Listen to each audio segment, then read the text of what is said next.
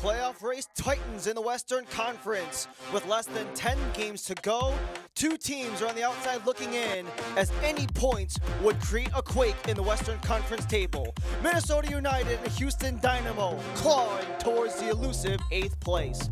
Match week 21 at NSC Soccer Stadium is on MLS Season Pass. Hello and welcome, I'm Ryan Lee. Thanks for joining us. And with 9 games remaining, the Dynamo and the Loons have the playoffs in their sights. 1 and 2 points outside respectively as the 9th and 10th seeds in the West. 7 points separate 4th and 13th, and whoever falls short risks being cropped out of the playoff picture. As for the home side, Minnesota United, their top 2 offensive producers are paired up top with Hilly and Dorsey. Dorsey, Koloff, and Harwood all did not play against St. Louis. A lot of youth is going to be involved in the back, especially with the 4 defenders and in goal, with 3 under 18-year-olds who are slotted in. The 18-year-old right back, Troy Putt, is slotted in, as well as the 17-year-old center back, Anderson Ferris. And for his 4th MLS Next Pro start, Kai Zaroon is starting between the pipes for Jeremy Hall. As for the Houston Dynamo, they haven't made nearly as many changes, only 3 for them. Anor Giamfi is the sole forward in the 5-4-1 for Marcelo Santos. He leads the team in goals. 8 of the 9 in the midfield and defense all started against Austin. Puna, the Angola Youth International, steps into the center back slot. He is 1 of 3 in this 5-back for Coach Santos. Pedro Cruz started yesterday in the Leagues Cup with the first team.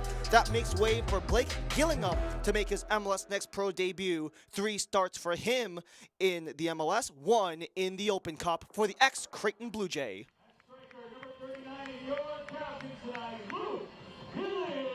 We make our way here at NSC Stadium in Blaine, Minnesota. 3 points up for grabs, probably 3 of the most important points that the Dynamo or the Loons will have all season. Only 1 point out of the playoffs are Houston, 2 points out of the top 8 are Minnesota. However, there is an absolute logjam in the Western Conference that puts both of these teams very much in play. 4th place, the Town FC, and 13th place in the West, LAFC, are only separated by 7 points, with these two right in the thick of it. They are only 1 point behind the current number 8 seed in the West of Real Monarchs, who don't play until tomorrow. But there is opportunity for both teams to sneak their way into the playoff picture. For the Houston Dynamo, they're looking to make it 4 for 4 in the Western Conference playoffs. While for Minnesota United, they're looking to get into the postseason for the first time in MLS Next Pro play. As we make our way towards the center circle, Houston Dynamo, they will start off left to right in the orange and white shorts. While Minnesota United, they are in the all-black, right to left. They begin as we are started here at Blaine, Minnesota, where probably the most important 3 points are up for grab.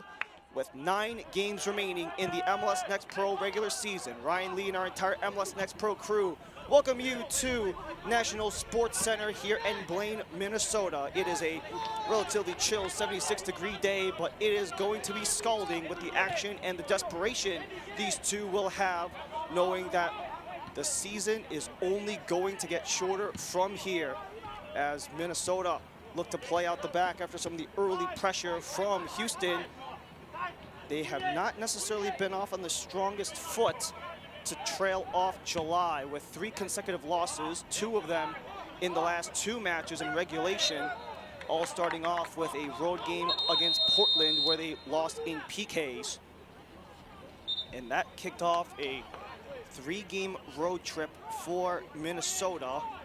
They got 1 point over in Oregon against the Timbers, but then it was really a struggle between their last 2 matches, the Town FC and St. Louis, allowing a combined 7 goals in those 2 matches while only scoring 2, and they were held scoreless against St. Louis in Energizer Park, something that Jeremy Hall said it was very simply put all about mentality and desire. If you don't compete against a team like St. Louis in St. Louis, it's going to be a long day, and that's exactly what the Loons dealt with just a short week ago. As a turnover for Minnesota, trying to go for the long ball, but cannot get connected to Logan Dorsey, who sits with Hilly up top of this 4-4-2 for Jeremy Hall.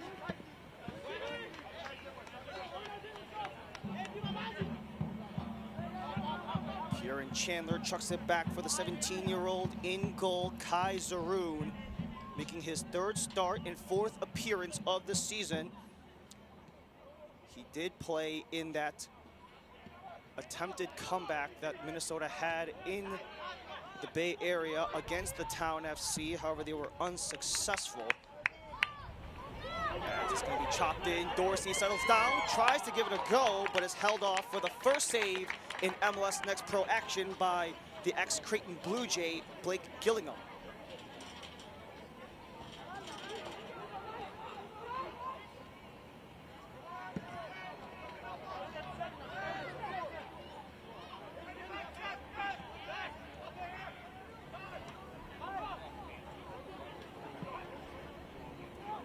The send-off by Gilliam goes back to Minnesota as they continue to work back. Anderson Ferris and Alpha Kabi are the two who are the center backs of this back four for Jeremy Hall, who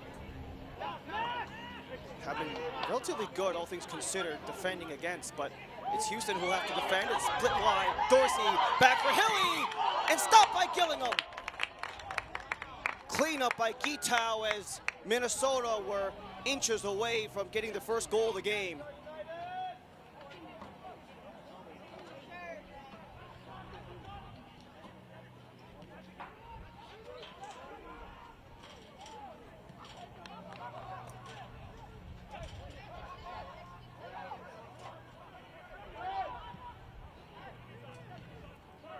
Bulma cuts back as Daniel Barrett is the center of the five back four, Marcelo Santos, and the takedown as well.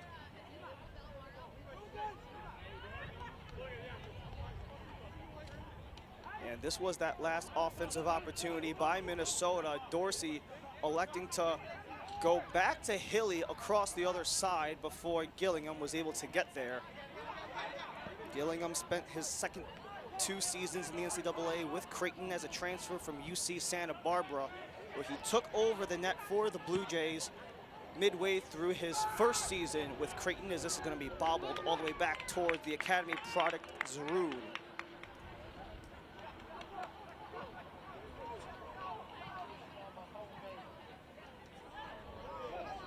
Stripped away, Anor Giamfi, 3v3 for Houston. Out wide, Tomas Romero attempting to come back across for Anor Giamfi, but it will be the first corner of the match.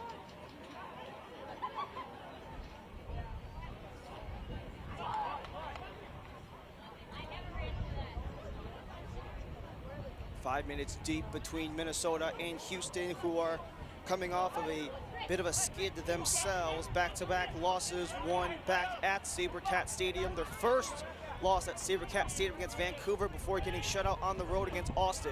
Swung in, deflected, it's bobbled, and eventually caught by Zaroon. Minnesota going long as it's chipped up. Troy Putt wanted to send the attack free for Noor, but nothing goes.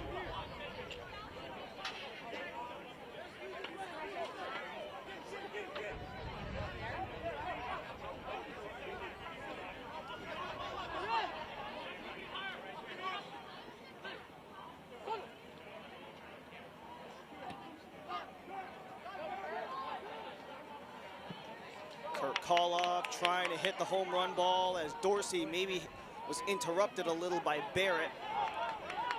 As Houston work it out of their own end. Nice tacker by Koloff as he takes a spill into the area, and it will be a whistle for a corner.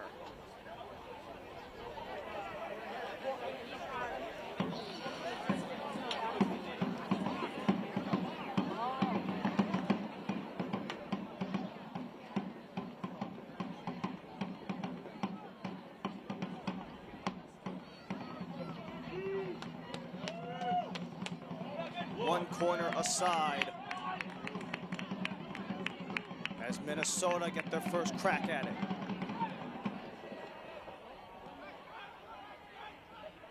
Driven low as Noor. He makes the chip. Dorsey on the back post, but not before it hits the head of Betancourt. And we will simply mirror the two corners.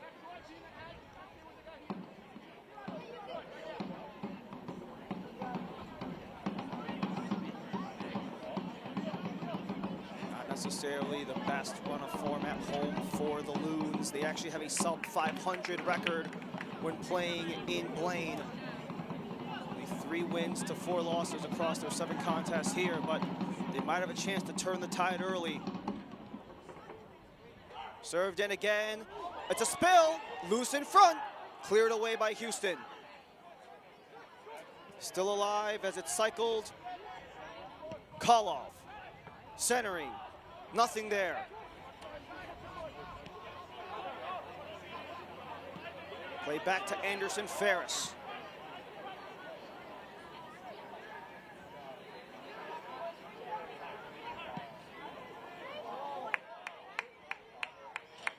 Koloff keeps in. Around Viveros, but Viveros gets the steal.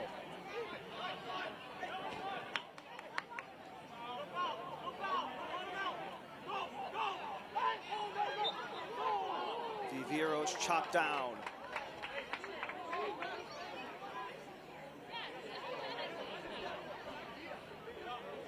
Juan Viveros has turned into a regular starter since joining the Houston Dynamo on loan from Boca Juniors Cali in the 2nd division of the Colombian Pyramid.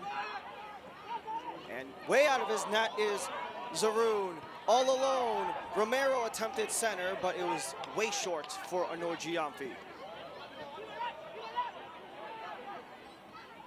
Zaroun, partial flub, loose in the box. Kabia attempts an escape. Right back to Houston. Joshua Bulma. A little bit of physicality. All of it's gonna slide as it's Max Harwood.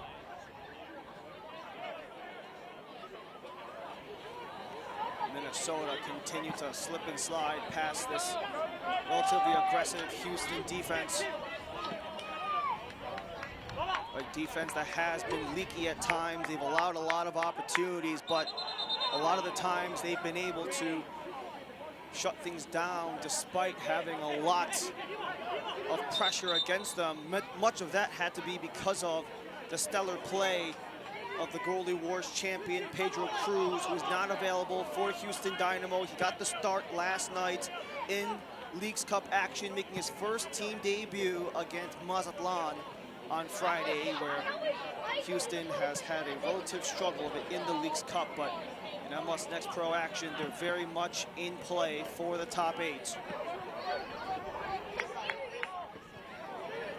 Held on, Noor, and outside the line.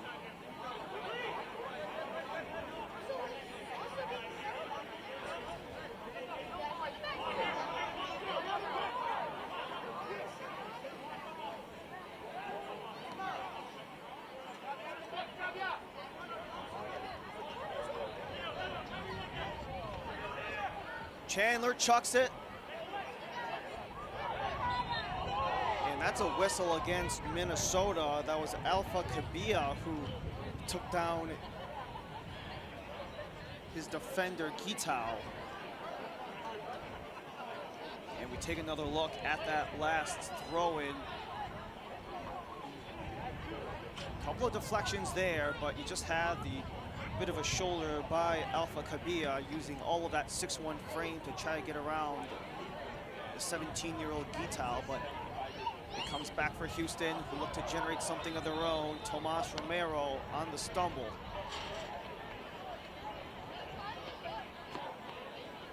Marcelo Santos talking about how he wanted to do a lot of the things that they were looking to do against Austin, how they wanted to really disrupt and gain possession, and they had a lot of good chances. They just weren't executed maybe with the finest precision like they wanted to.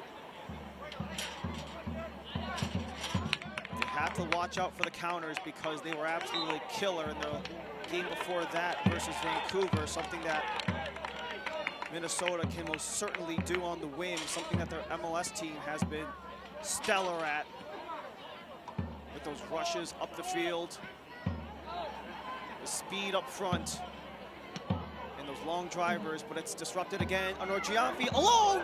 It's a stop! Bobble towards the line and out from Minnesota. Anor Giamfi almost beat Zaroon one-on-one, but the assistance from the D keeps this game scoreless. Anor Giamfi was all alone, and Zaroon using all the frame, getting aggressive out of the net.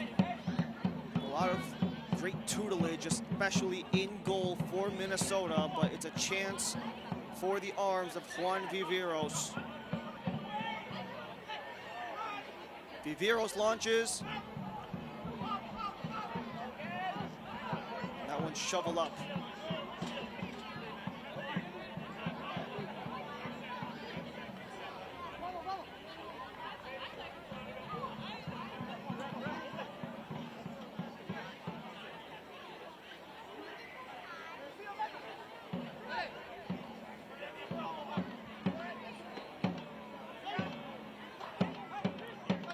Romero wins it for DiMorelli. Still DiMorelli, chopped down in the area. A lot of things have been allowed to play by our officiating crew as Hilly in the way of Wakatuya.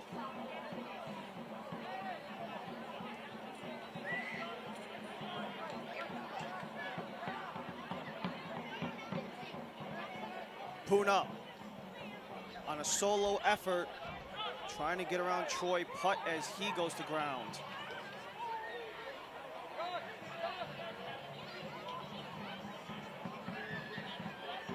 This was the chance by DiMorelli, who had looked like got chopped down by Chandler at the end of the area, but that was let go by our officiating crew as it's Chandler again. Dorsey. Dorsey with room. An option wide, Putt. Kept it in, curls it, Dorsey settles, can't get the shot through as Wakatuya intervenes.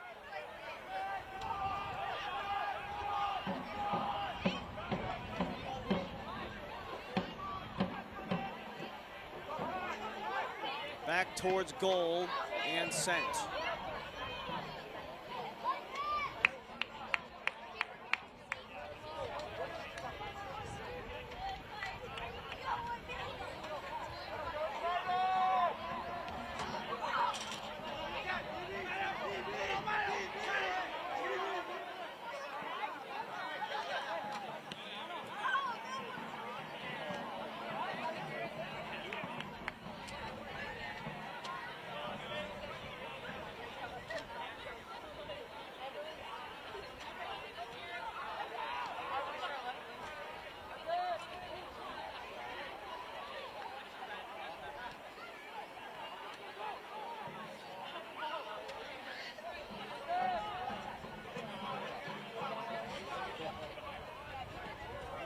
Houston Dynamo looking to get back into the win column, something they've only done one time since the start of May. That was back on July 13th. It was a 3-0 shutout win against North Texas. It was the only regulation win that the Dynamo have had since the start of May. This portion of the match is brought to you by the experts at Allina Health, an altogether better kind of healthcare. Learn more at allinahealth.org.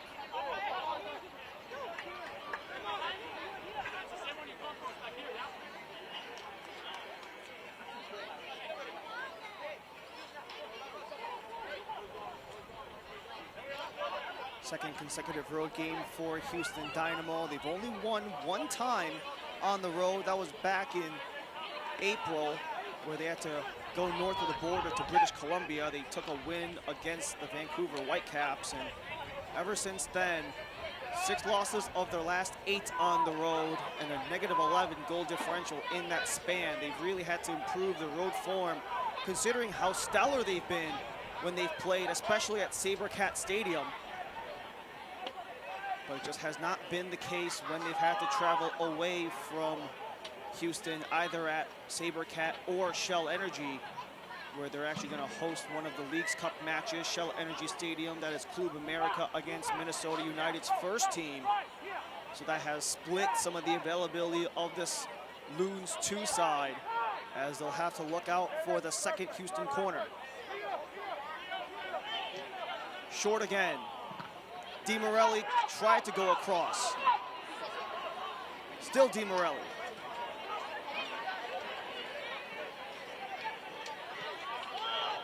Barrett back to Gillingham.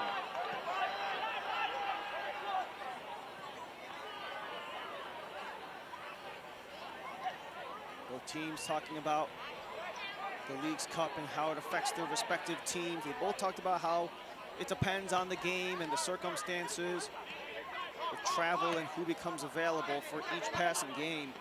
But they all know that because there will be some limited availability on both sides, they just have to be ready to prepare the next guys up. And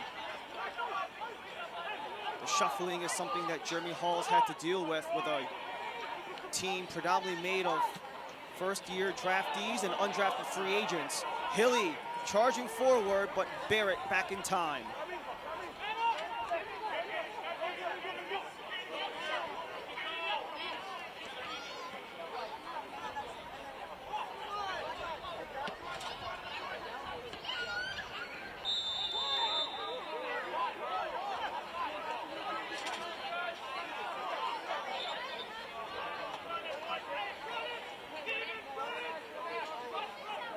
Blown down. Romero forced our assistant referees to wave the flags as our head official in the green, Mohamed Kalia, Shane Richards, and Carson Thomas, the assistants. Ryan Farrell is our fourth official today.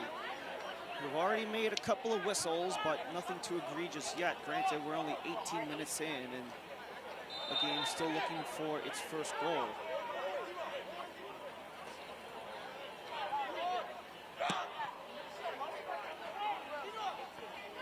Into the area, still alive for the Loons.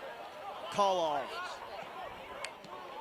His pass disrupted, as that one couldn't go.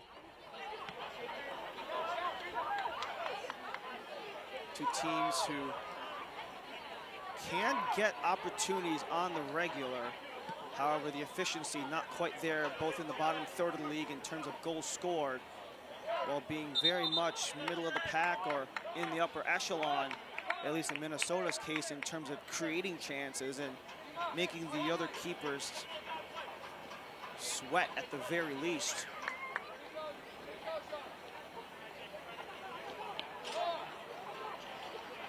As it cannot get saved off of the end line, so it's going to be sent off by Kaiserun.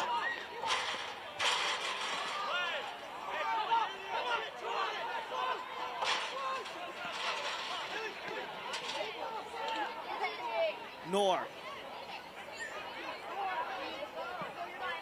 Hilly back for Noor. Dorsey the header, and out of play.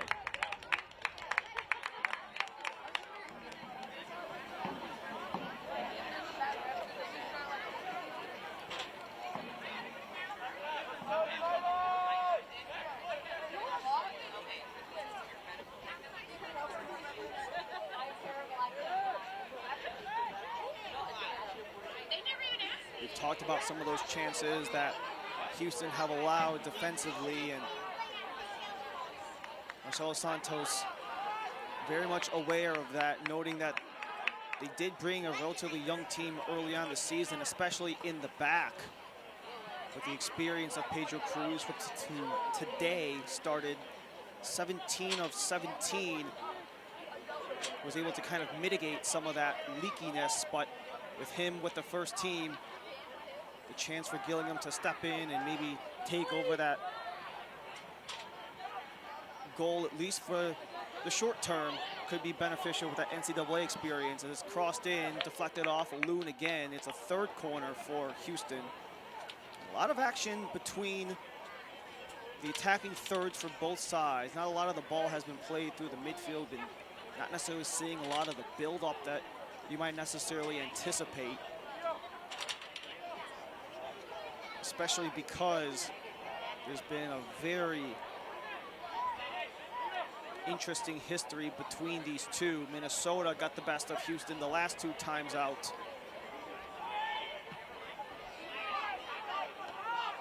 Nothing available in the back post. Puna fights off his man, but only Minnesota in the way. Putt. Attempted driver towards Dorsey and cleared out by Gillingham.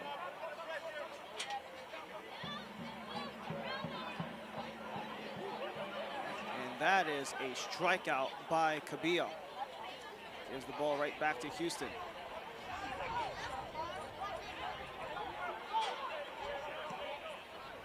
Centering attempt.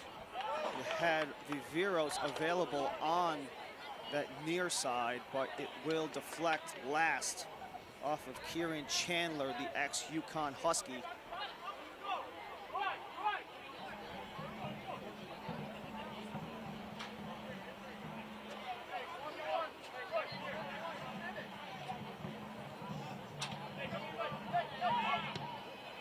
DiMorelli into the area, loose, bobble. Houston tries to get free. Bodies hit the ground. Flip out for Bulma, cannot corral. Open lane, Muba Noor. Noor cuts across, returns for Noor. He has help with Chandler. Noor down. Try to at least send it towards goal, but back towards center, return to the Loons.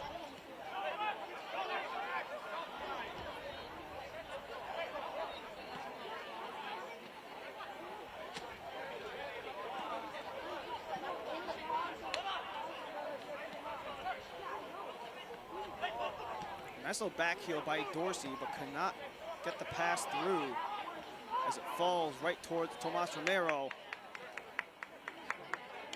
Stolen back by Koloff, shot from range, held off.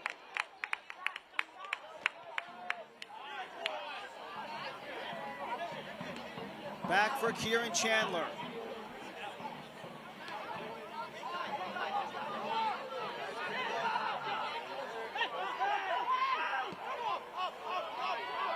Wanted to call Noor out for maybe being across the line, but Minnesota's back in play. A nice swim move for putt, deflected in front. Dorsey's up and over.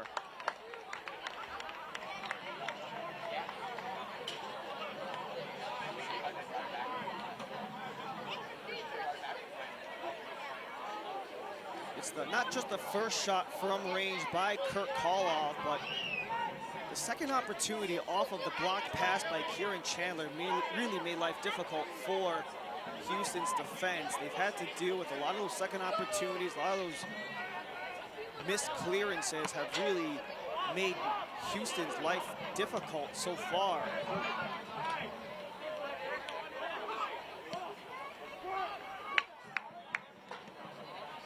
But it's still full steam ahead for Houston. For Minnesota, Troy putt centering Dorsey. He's too high again.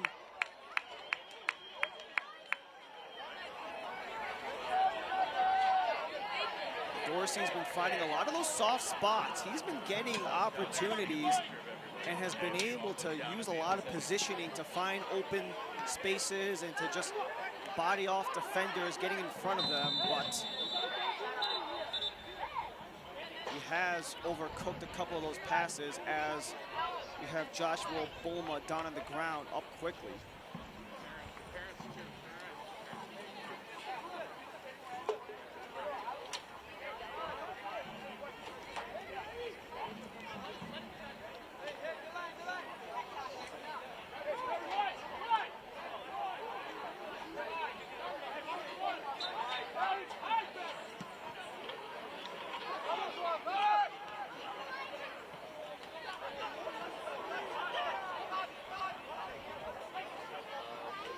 Ferris can't escape from Bulma.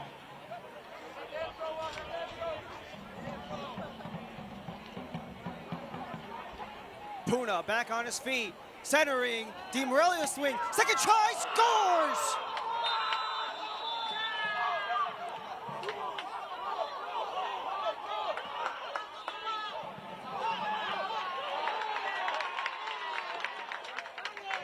a whole bunch of confusion as Minnesota wanted to bring it back. Romero got the blast behind the back of the net. And Houston, after all of that, are given the first goal. This is a very awkward sequence, but the swipe by Romero, that one goes off the post and down. Anor Giamfi gets the deflection on the second try. Minnesota were the ones calling for offside. Both referees maybe not necessarily on the same page, but when that was all said and done, they give Houston the opening goal after a bobble in front, a couple of awkward bounces, but nonetheless, Houston are on the board first. We'll see who credit goes to, but the Dynamo are on the board first.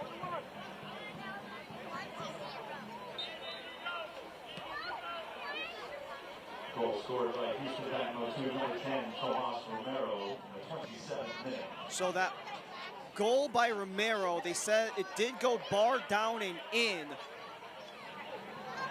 And that was the initial confusion. Minnesota thought they cleared it off the line. Then there was the cleanup by Houston to get it in anyways. They'll have to sort this one out, but for now, it's going to Romero. Anor Giamfi was there on the cleanup.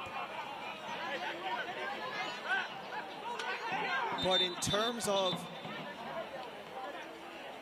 the end result, all that matters to Houston Dynamo is they are on the board first. A position they have not been in very much in this season. Only 6 games of their 17, they've been on the board first. This portion of the match is brought to you by Allianz Life Insurance Company in North America, proud worldwide insurance partner of the International Olympic and Paralympic Committees.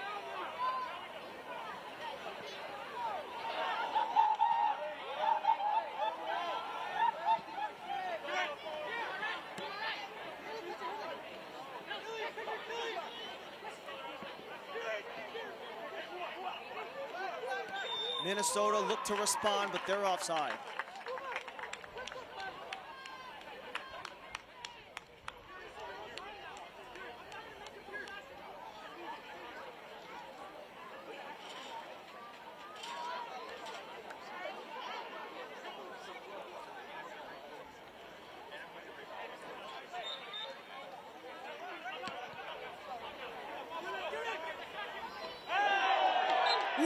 That's a scary fall as you had the defender just get upended by Anor Giamfi. A little bit of a mistimed jump there. Hard to see who that is with the tents on the benches.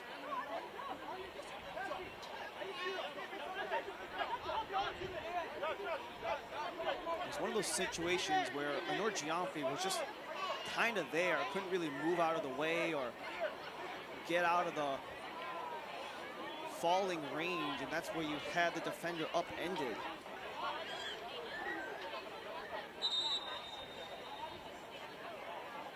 Here is that last try again. That was Chandler, and he just took an awkward fall as he committed to the leap. Anor Giamfi maybe not necessarily reading that the way he would have liked, and just an awkward fall. Anor Giamfi was on the way,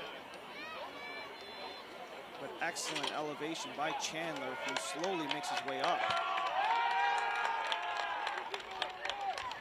Nice early sign by Kieran Chandler to at least attempt getting back on his feet. The 20-year-old rookie who spent the last 2 seasons with UConn, where in both of those seasons he was a third-team Big East. His efforts in the NCAA were enough for him to be drafted in the 2nd round of this past year's Super Draft by Minnesota United. Has been a consistent starter for Minnesota. Slowly makes his way off to the pitch, and we'll see what Chandler's availability is for the remainder of this game.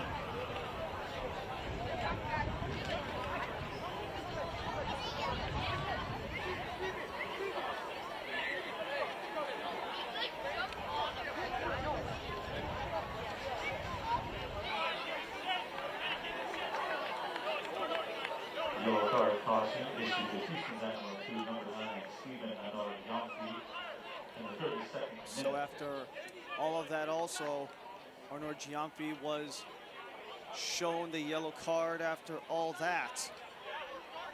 And this is something that Houston has to be careful of. They're a team that has seen the book the most of anyone in MLS Next Pro. They already have dealt with their issues with yellow card accumulation, as one of their starting midfielders, Sebastian Rodriguez, is out due to yellow card accumulation.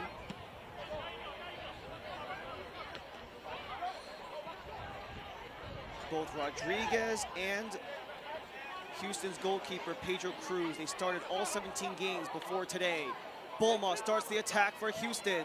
They have numbers, splits out and outside of the net.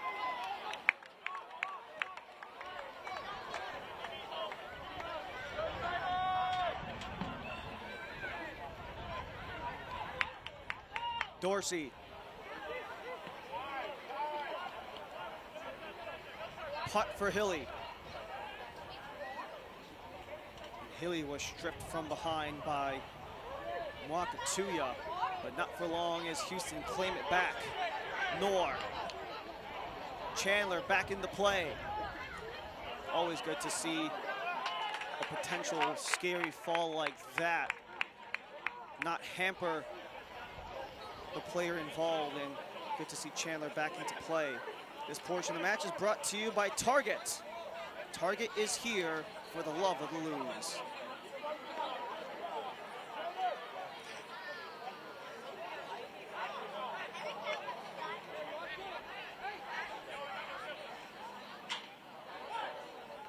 Chandler throws, top of the box. Noor settles, fires, just a bit high.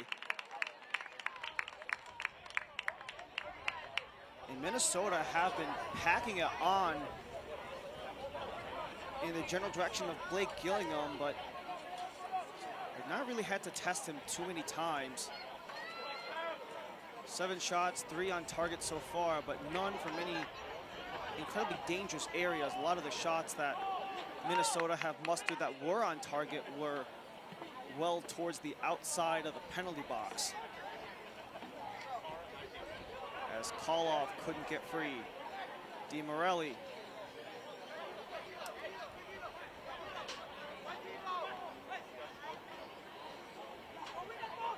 Got the return from Viveros. Slid from Arnaud Giamfi, trying to set up Arnaud Giamfi, but it is cut off by Cabilla. The Sierra Leone Youth International, Cabilla.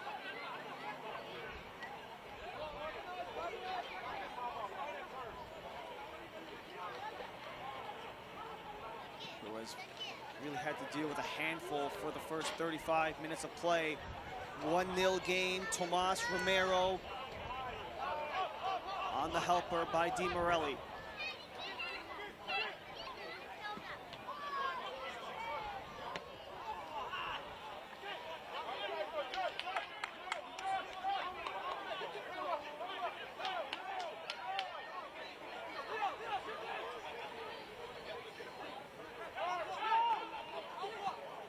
That goal, by the way, is Romero's first for the first year in MLS Next Pro, who is on loan from Union 2 on the Argentinian youth side, his native country.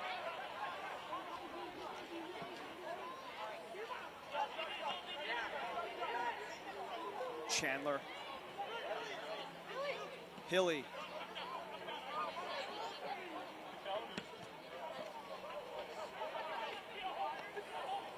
Niang end-to-end.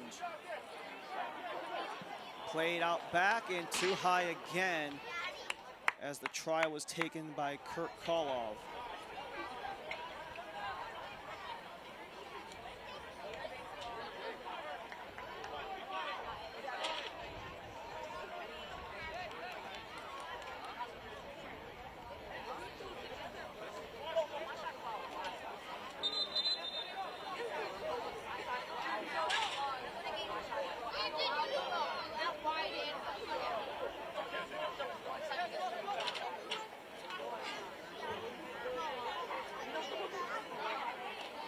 Minnesota had that excellent start to the season where Jeremy Hall said that as of now, it's been a bit of a tough period ever since that start.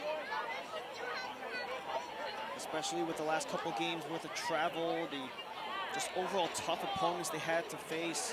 They're just happy to be back home for the first time in a couple of weeks. It's a turnover. Anor Giamfi's alone. Stutters, waits, and outside of the frame. Anor Giamfi was gifted with a potential goal, but the disruption in front could not be converted as you had the slip by Ferris and by Zaroon, and Anor Giamfi overtouched just a bit and could not extend his team leading goals with 5. As I have a whistle call against Mubanor.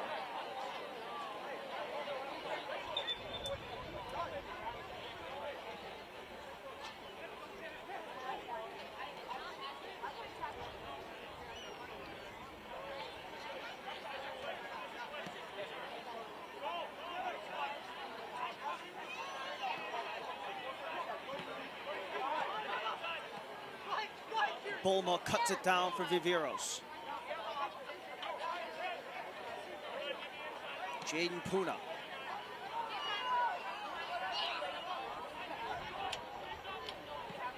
Gitao serves it up, back post, and it's in!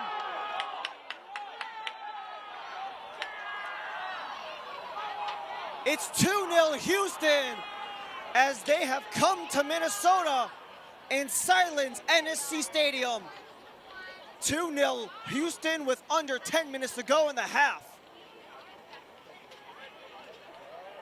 Just a lot of those bobbles back and forth, and Anor Giamfi, he's gotten touches on both of them, but he's probably only going to get the one as he looked like got the tap in before it crossed the line.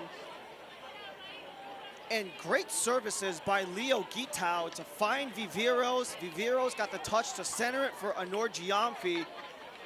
And the cleanup by the 23-year-old, the ex-Virginia Cavalier. Had 2 goals in July, gets his first goal of August.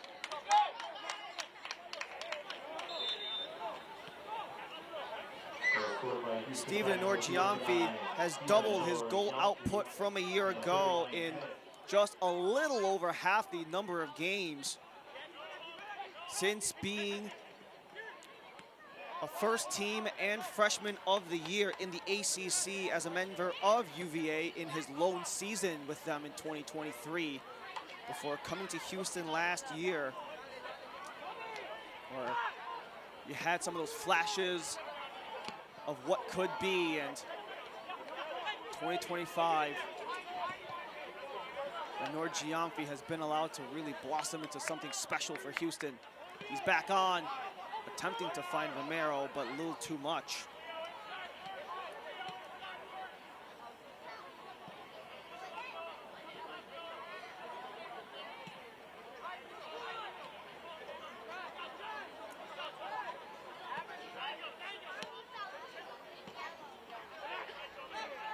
Harwood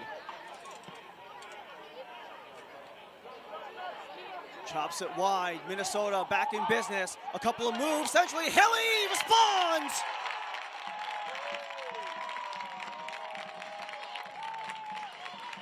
Luke Hilly continues to lead the way for the Loons. 8 goals on the season and 1 back for Minnesota. Just finding Hilly wide alone in the center of the box. These are opportunities that Minnesota United have been looking for all game. The only difference is he did not shoot this one wide of the goal. This time he's able to get it through. And in the last 2 minutes of play, not only have Houston gotten one, but Minnesota able to cut the deficit back to 1.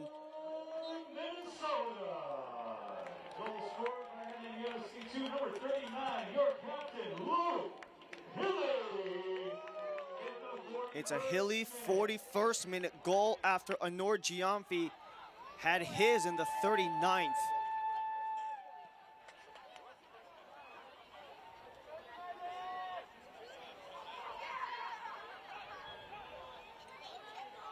What can happen in the final 3 minutes of play? Offside is what? For starters, at least.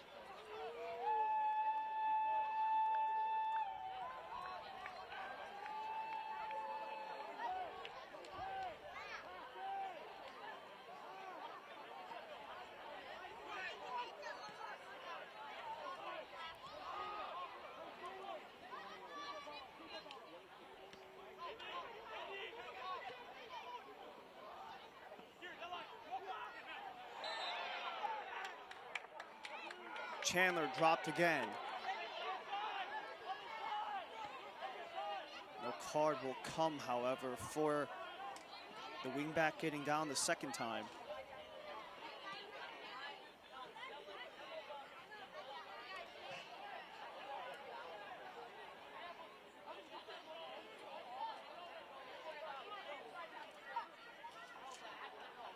The second goal by Houston and the first goal by Minnesota were separated by 2 minutes and 15 seconds. It brings this game to 2-1, but can Minnesota tie it before the end of the half? Hilly comes across, lays it back, coming across is Noor. He stumbles, and that allows Houston time to catch up.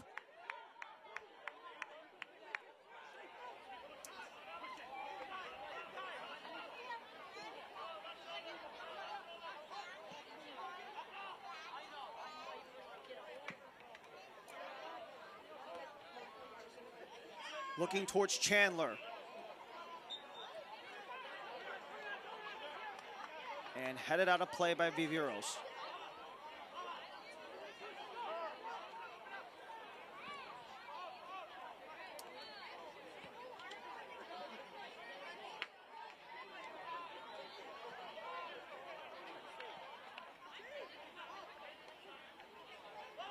That's 2 assists, by the way, for Leo Guitao, who only got 1 going into the weekend. That was midway through July against North Texas in that 3-0 shutout win by Houston.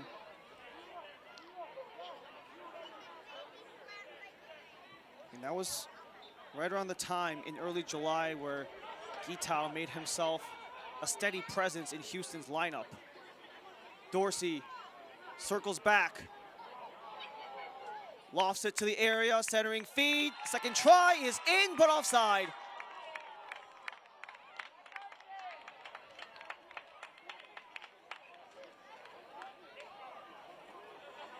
An extra 3 are on the board as we have 3 goals through the first set of 45. Romero in the 27th, Anor Giamfi in the 39th, and Hilly in the 41st. Just when it looked like Hilly had a brace at the 45th. The flag goes up just a little in front of the final defender for Houston.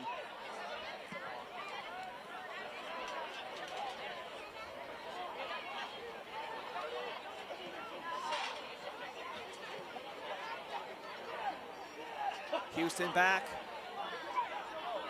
trying to find Romero, but it's right to the hands of Zaroon.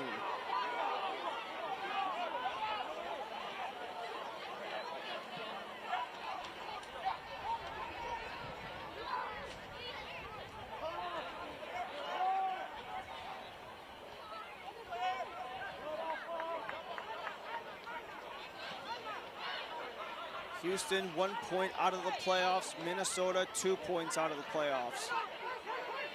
Houston have the lead.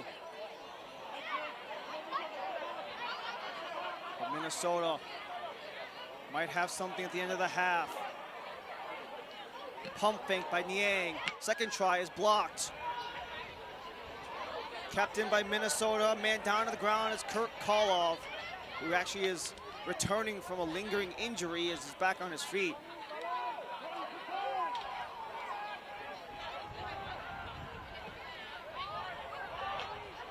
There was a injury sustained in training that Kurloff has been trying to hamper. Somebody that has been a steady presence in Jeremy Hall's lineup, someone that he tends to kind of verbally exchanged with quite a bit in training because they both hold each other to such high regard, and they know that, at least what Jeremy Hall said, he can handle that hard coaching, and he's not afraid to give it.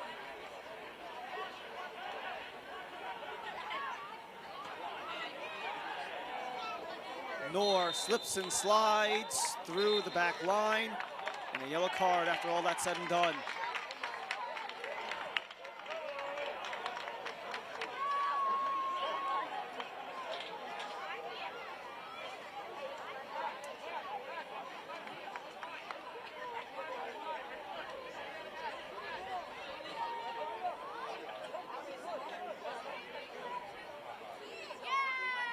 So the foul at the edge of the area will give Minnesota a free kick just outside of the area, and this most likely will be the final act of the first half of play.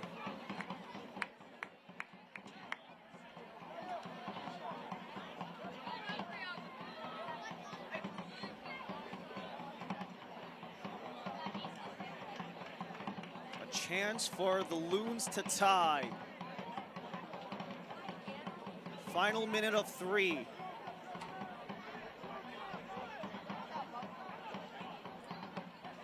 Betancourt called for the yellow. Service comes in, driven low, out of play. And that will end the half. Yellow card, caution issued to Houston Dynamo 2, number 30. That last deflected off a Houston defender, but the center official will call halftime there, where Houston have the upper hand on Minnesota, 2-1. MLS All-Star weekend started with goalie wars and finished out match week 20 with the MLS NEXT Pro Invitational, as we take a look back in this week's episode of The Report.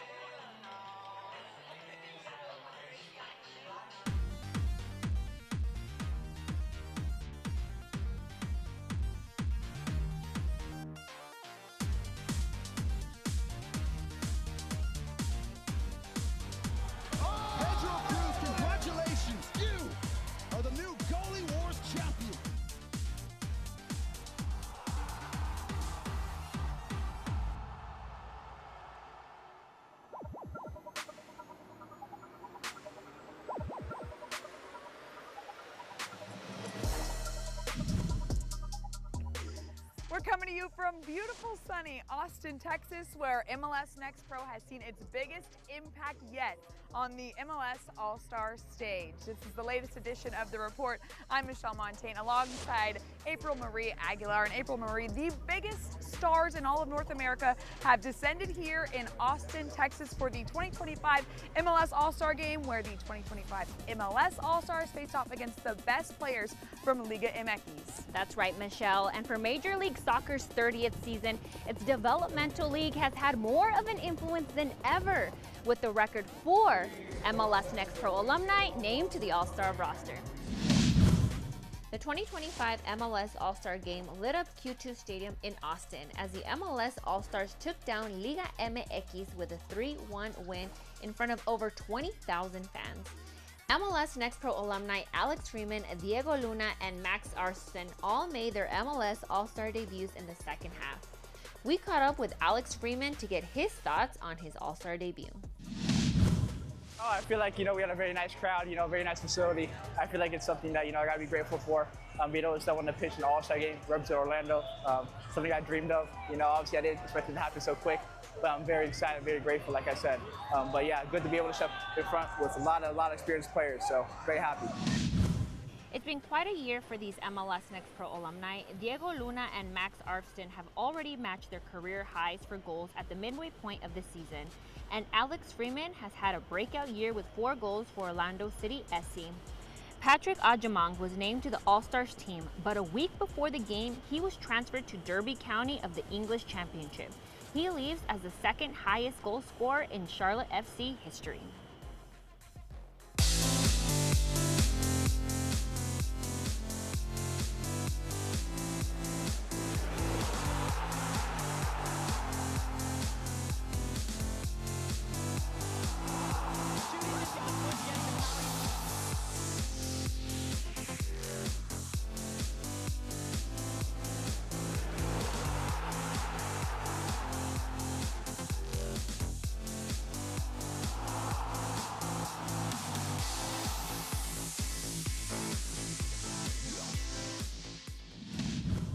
started as an unconventional competition at the 2001 MLS All-Star game. And since then, it's become a fan favorite and a staple of All-Star. This is the third straight year that MLS Next Pro goalkeepers have competed in goalie wars at the MLS All-Star Skills Challenge presented by AT&T. This year, 4 new goalkeepers are competing and vying for this custom-made championship belt. The night began with the semifinal showdown between Houston Dynamo 2's Pedro Cruz and Toronto FC 2's Adisa de Rosario. Cruz wasted no time setting the tone, and it was a Dynamo dose domination from the get-go. Pedro Cruz would go on to win by 5-1 to move on to the final. On the other side of the bracket, Orlando City B's Carlos Mercado took on Chattanooga FC's Eldin Jakupovic. It was the Orlando keeper who broke the deadlock and sealed his victory in dramatic fashion, scoring the bonus 2-point ball at the buzzer to clinch his spot in the final. So, after a well-earned break, it was Cruz and Mercado vying for the champion belt. Their match ended up being a nail-biter, but it was the Brazilian goalkeeper that came out on top, winning a close final by 4-3. Yo estoy muy contento con la conquista de hoy, una conquista que yo quería mucho, una conquista muy importante para mí y para mi carrera. Para yo llegar aquí, yo pasé por muchas cosas, yo no pasé por dificultades, pero pasé por grandes aprobaciones de Dios, entonces tienes que seguir firme, tienes que trabajar, porque si tú trabajas, tú vas a llegar. Entonces, es con tiempo. So, the belt is staying in the Lone Star State. Congratulations to Pedro Cruz on becoming the 3rd Goalie Wars champion since its return, joining Isaac Walker in 2023 and Chituru Odunze just last year.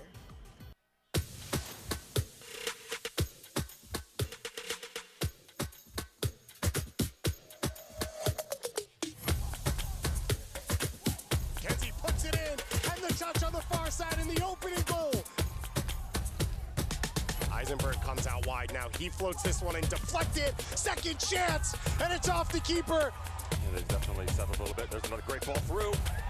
And the opportunity, and it's popped over and in. 1v1 opportunity here for the East. In on goal, and we've got an equalizer.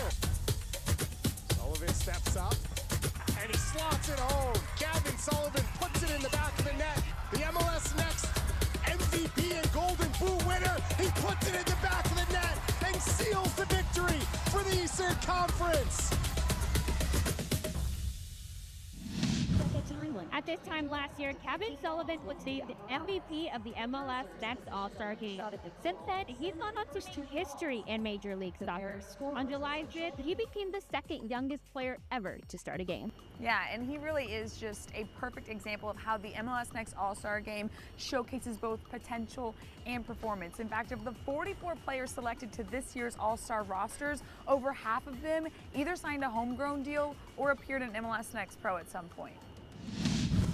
The 4th annual MLS Next All-Star game was a thriller, won by the East All-Stars 4-3. After going into halftime tied at 1, both teams traded goals in the second half, with Prince 4-4 of Columbus Crew 2 putting home a rebound to give the East a 3-2 lead in the 76th minute.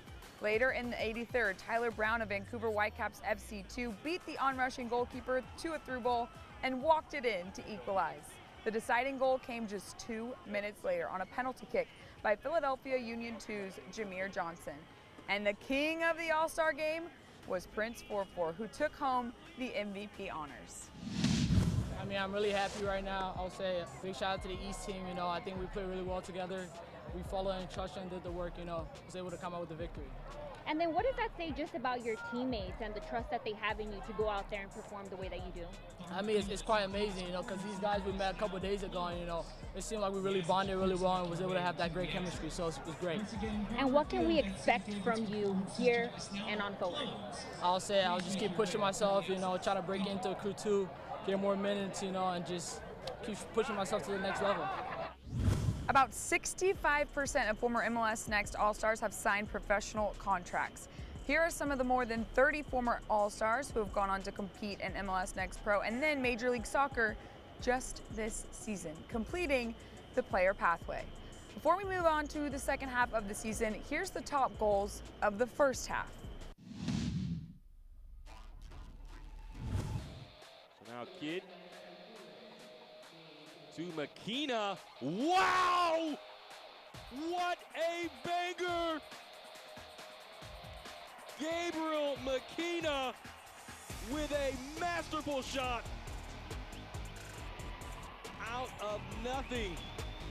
Gabriel Makina picks his head up. Canetti. Nziengo. Glory Nziengo. Wow! Oh! Ho, ho. Glory Nziengo with the goal. And that breaks the deadlock. Pulled behind it. Sarver sends it in. Ball is there. Oh my! An absolute golazo. 1 goal lead. Spectacular. Colin Welsh getting the start in goal today for St. Louis City 2. His 5th start of 2025 for the rookie out of Western Michigan. Hernandez has a hit from distance. Are you serious? Saw the keeper off his line. Welsh hovering around the top of the 18.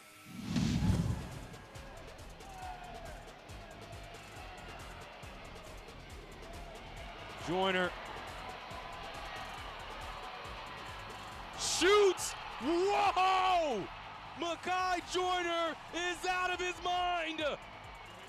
Off this first ball, Joyner takes 1 touch, and with Burns off his line, that's just enough space for a spectacular shot.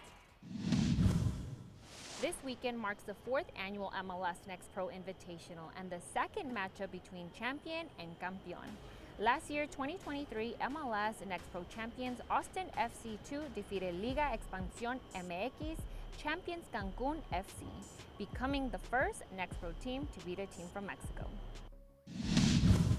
Defending MLS Next Pro champions North Texas SC will look to follow in Austin FC2's footsteps when they take on Club Deportivo Tapatío from Liga Expansión MX. You can catch it all Saturday, July 26 at 8:30 Eastern, 7:30 Central on MLSNextPro.com.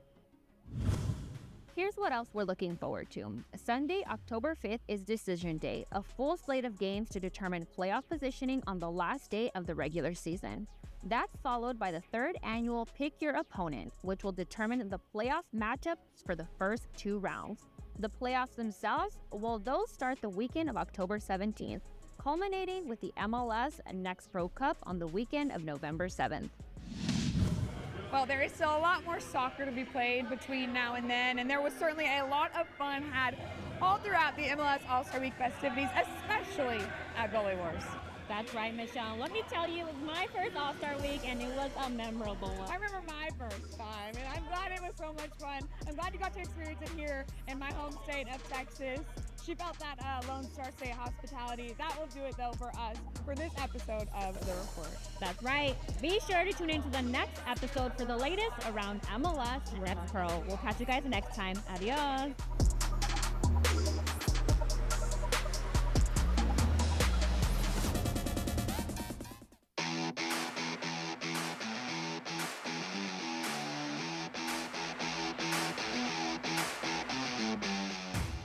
They say everything is bigger in Texas, and that in fact is true, my friends, as North Texas SC walks away with the MLS Next Pro Invitational Trophy. I'm April Marie Aguilar. North Texas SC started off hot with Pedrinho scoring a brace in the first 25 minutes of the match. Tapatío responded with a golazo, taking us into the half 2-1. But the match didn't end there. Why? Because in the second half, Tariq Scott iced the game with the 3rd goal for North Texas, securing the Invitational Trophy. We had the opportunity to catch up with the MVP, Pedrinho, after the game. I work for this. I come to play for this. I was playing for first team, and some things happened. But I asked if I can play this game because I love play final. And that's it. My work done. It's a privilege to play against Chivas' second team, Tapatio. It's great for our players, our young players, to continue to grow and show that, you know, America's not afraid of anybody anymore. We can fight, we can compete, we can play, and it's really important for us to play these games. So thanks so much to MLS Next Pro for putting this game on, and obviously congratulations to Tapatio for winning their championship in Mexico. But I think we showed tonight we were the better team. It's not just about who wears the armband, it's about 11 guys on the field, coming off the bench, whoever it may be. So I'm a leader, but so is everyone else, you know? I'm just fortunate enough to wear the armband. All right, well, that does it for this year's MLS Next Pro Invitational. I'm April Marie Aguilar. We'll catch you guys next time. Adios. Returning to NSC Stadium in Blaine, Minnesota, where the Houston Dynamo, a couple of awkward goals in that dozen-minute period. This was the first one. Guitao, it went through the legs and back for Romero. No one knew if this was a goal and was poked in. A little bit of miscommunication between the two officials just added to the awkwardness. But eventually they would be given a goal when it's all said and done. And Guitao serving it up again with Viveros and Anor Giampi finishing the way. But Minnesota would not go down without a fight. With less than 5 minutes to go in the half, it is the captain, Luke Hilly, to put one back, to get one back in the 2-goal deficit. But now it is only one. And Minnesota been getting a lot of opportunities, as have Houston. But for both sides, Houston's been a little bit more on the grittier side. You have those extra yellow cards. You also have those corners that they've won as well. But we mentioned this during the run of play that we haven't really seen a lot of action in that middle third of the field. There's been more in the respective attacking halves, and both teams have kind of more or less elected to go for the long balls to try to go and outpace their opponent. And it's going to be a track meet most likely in the second half, unless we see major adjustments by Jeremy Hall or Marcelo Santos. Looking ahead in MLS Next Pro play, Sunday night football is in play. A lot of interesting matchups. Real Monarchs are currently the 8th place team that both Minnesota and Houston are looking to catch in that number 8 slot. LAFC, they are currently trailing the Western Conference, or at least second to last seed. But they are still very much in the mix of things after taking a couple of points. They're only 3 points themselves, LAFC, as the Town are up in LA, as the Town are looking to get into the 3rd overall slot, into getting a chance to advance in that top 4 of the Western Conference with 5 games in the East. Minnesota in the second half are in the all-black. Left to right they will go. Houston in the orange and white. They will start the second half right to left, as Ryan Lee and our entire MLS Next Pro crew, thank you for joining us here at NSU Stadium in Blaine, Minnesota. You just saw Britton Fisher run out onto the pitch as he was subbed on at the half, and essentially something that's become one of the new norms in modern football, just dumping it down the opposition's end right off of the opening kick to maybe put some pressure off of the throw, and that's what Minnesota will do.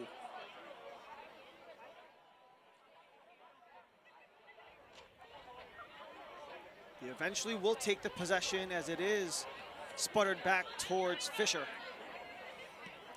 The 21-year-old who's in his 3rd season with Minnesota United after spending the 2 prior to that with North Carolina FC of the USL League One. He is closing in on 100 matches in his pro career. Today is game number 98 for Britton Fisher. As you can see him standing on that near side, number 35.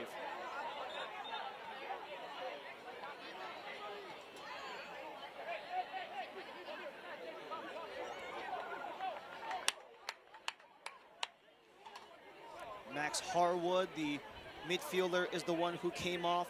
The 15-year-old who made his 2nd start and 3rd appearance in his 1st season at MLS Next Pro since making his debut a couple weeks back in Portland. That gives way for Fisher, and the stoppage will actually bring Zaroon all the way up to the center circle.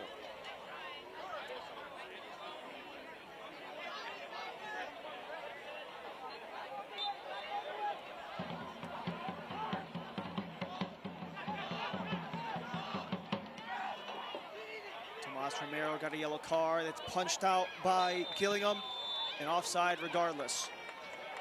Substitution for MNUFC 2, leading the game, number 72, Max Harwood. Romero with a goal, got the yellow as well.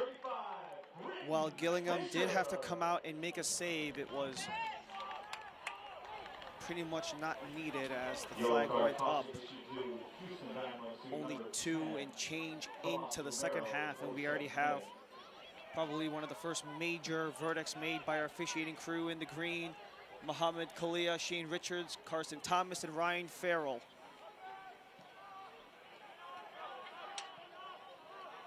A couple of yellows in that first half, and one early on in the second as well. But it's been relatively smooth, all things considered. You're just going to have to see your eyes dart back and forth with the way that these two have played in the first half.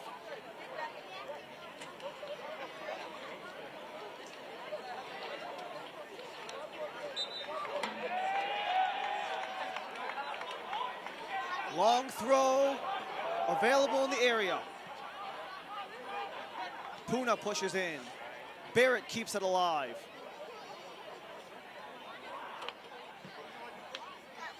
Curling cross, back post, still up for grabs, and it is grabbed by Kaiserun.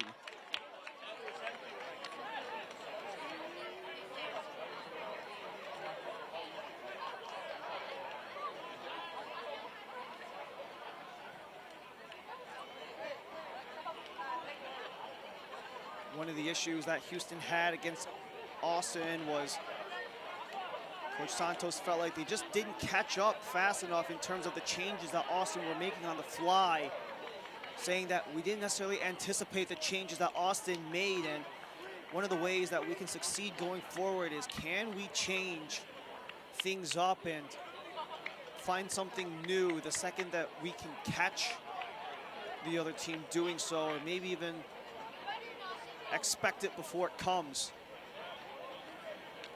It's something that Houston's had to deal a lot of, just a lot of shifts in the game as possession shifts. Bolma out to Gitau, 2 assists on the game already. Gitau back to Bolma, chopped down in the area, no whistle. Bolma is furious as he thought he should have gotten a whistle. Logan Dorsey. Niang.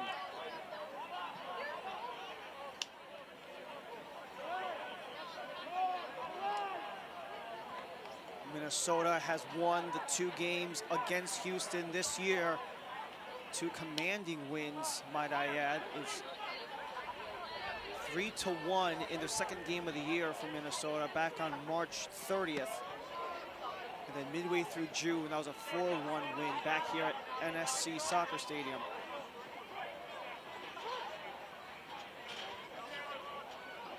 Putt holds on, harassed by Puna. Chopped down his putt, centering right to Gillingham.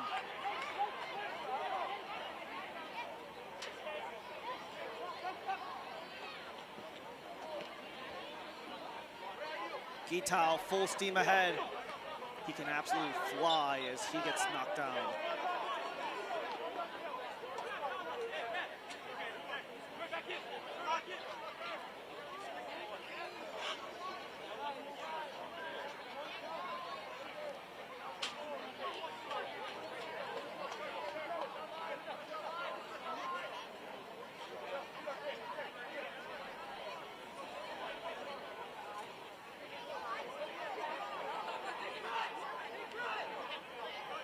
Whistle called against Minnesota. You have Bolma and DiMorelli. DiMorelli curls it. Behind the back of the entire Houston Dynamo offense as Viveros keeps it in play.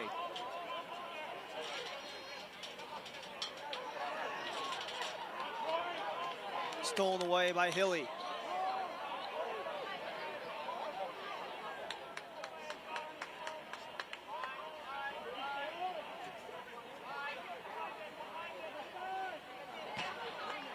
Kolov's pass took a clip out of play.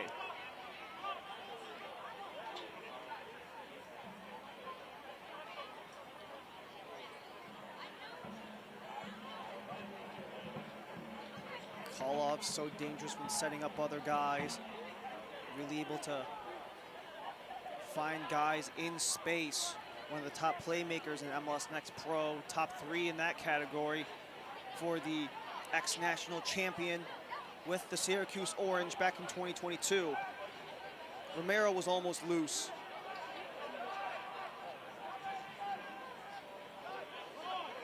On the fadeaway, Kabia.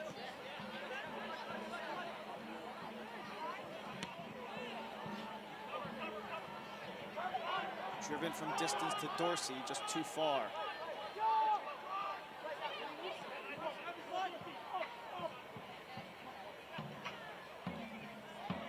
Wakatuya. Just bounces off of Tomas Romero, so that allows Putt to step forward. Trying to find Kolov, not there. Giampi holds. Gitao.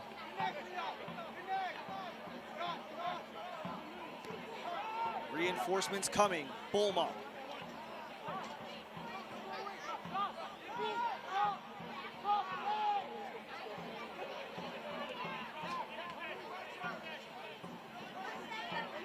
Gitao again. Cuts across.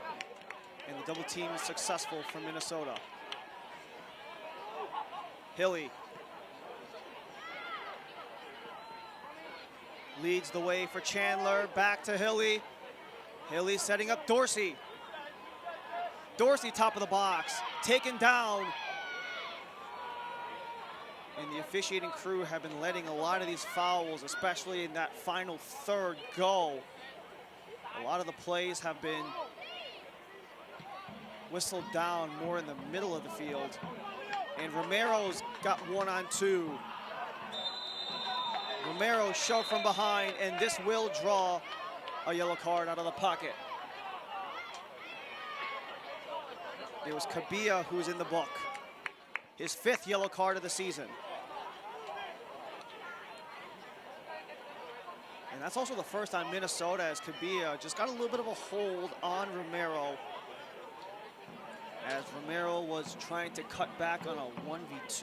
Yellow card caution issued to MNUFC 2, number 92. These are two teams who, all things considered, have gotten in trouble with the officiating crew all season long. Top 3 in terms of yellow cards for both squads.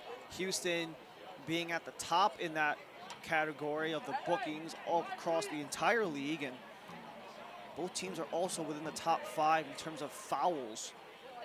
Kabia only adding to that as Houston looked to raise the deficit back to 2. A deficit they only had for all of 2.25 minutes at the end of the first half. Di Morelli and Bulma. It's Di Morelli to serve. Back post is cleared. Puna fights for it. Jostles with Ferris. It's Puna. Back from Wakatuya. Comes inside, headers up. Honor Giamfi. And it's bodied away by Minnesota. Nor on Barrett.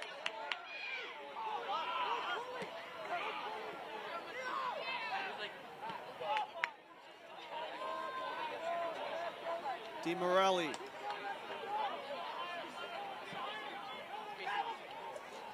Cuts back, Honor Giamfi to center. Only black jerseys in the way. Logan Dorsey. A nice little move by Kolov to open space, and he's barreled from behind.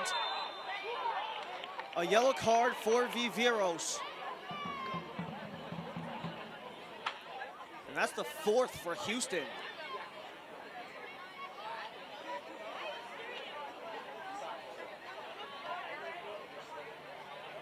It was shown to Viveros as both he and Barrett were in that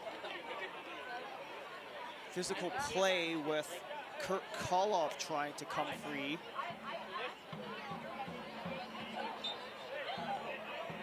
And it is Viveros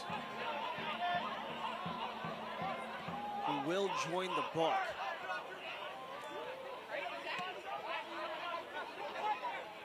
Putt into the box and clear it out. Wakatuya trying to really lock things down defensively, especially in the middle of that 5-back that Marcelo Santos threw out there for the first-year head coach.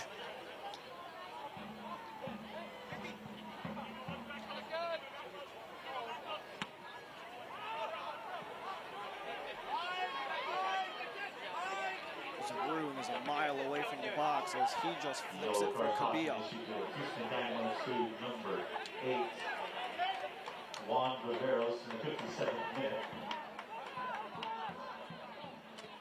A lot of the development with goalkeeping in the Minnesota United system, a lot of that with the success of the Canadian international Dean Sinclair and their goalkeeping coach Cristiano Costa has really allowed the pair of 17-year-olds to really lead the way in goal for Minnesota, with Kai Zaroon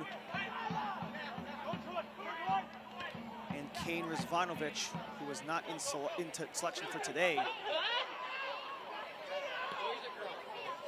Guitao splits Romero. Romero, goal already. Unable to hit the brakes as he spills over the wall. And we will have another set of substitutions made by Jeremy Hall as Romero is still on the other side of the wall. So Momo Kamara and Cage Romanchin are going to enter the game. Kurt Koloff and Logan Dorsey, the ones to exit. Logan Dorsey, better known for his relationship with his brother Griffin, the starting right back with Houston Dynamo 1. He subbed out with Momo Kamara, the 20-year-old from Sierra Leone at the international level. Him and the center back, Alpha Kabia, were teammates with the Sierra Leone national team over the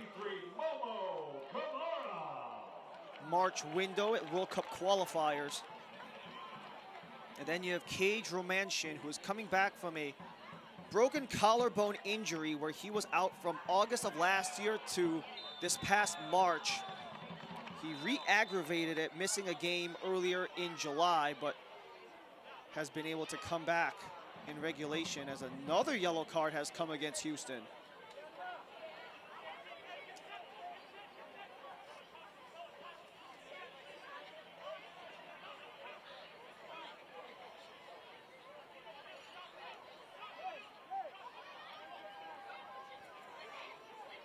So the bookings in the back only add for Houston Dynamo. Betancourt, Viveros were already booked. Now Mwakatuya joins them as well. And any set piece for Minnesota will do because it gives them extra opportunities to take essentially free swings at Blake Gillingham, who is making his MLS Next Pro debut.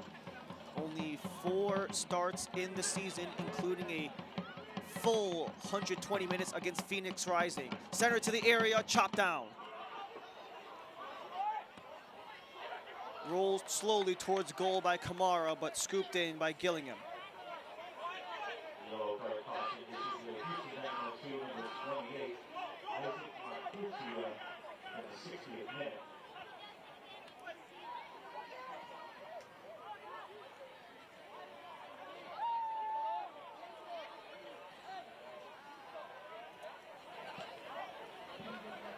Sky towards Honor Giamfi, lifts it towards Di Morelli.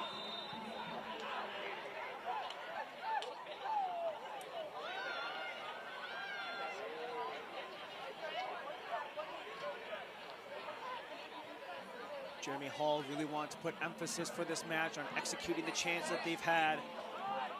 They are a team that generates a lot of them, a top 5 unit in shots on target, but They are a bottom 10 team in terms of goals scored, so they just haven't been very efficient with those chances, haven't been able to at least produce high danger chances. And a lot of what they wanted to do against Houston was to attack the box and really attack their 1v1, something that they've done quite a relatively good job of. It's just that in many instances, there's just been an absolute barrage of orange in the way. Putt gets free. A room to run for putt, and it's gently to Gillingham.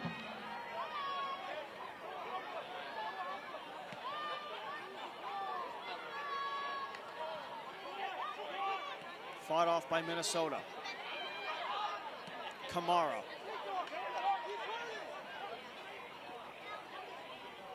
Putt to cut. Nothing more inside of the 20. There's DiMorelli, a whole room to himself. Anorgianfi one-on-one.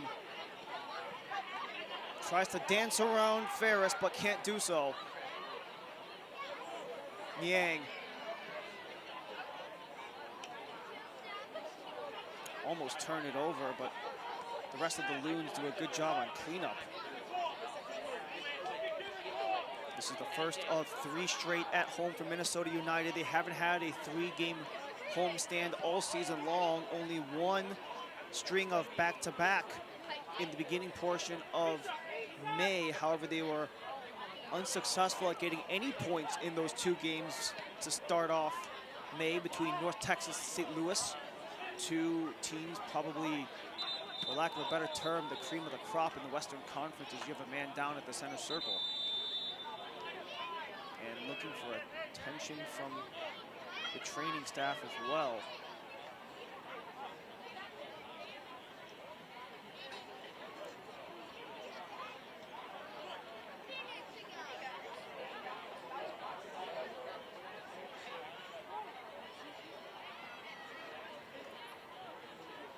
With all that being said, this portion of the match is brought to you by Bell Bank.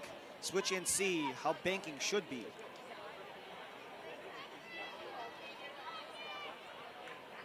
A lot of the top guns from both sides have been unavailable in the lineup due to Leagues Cup play. That's same for both Houston and Minnesota. We already got a chance to talk about Pedro Cruz, who got the starts last time out for the Dynamo. You also have Michael Holiday, one of the regulars, starters in the wing back. He has gone up to the bench for the first team, who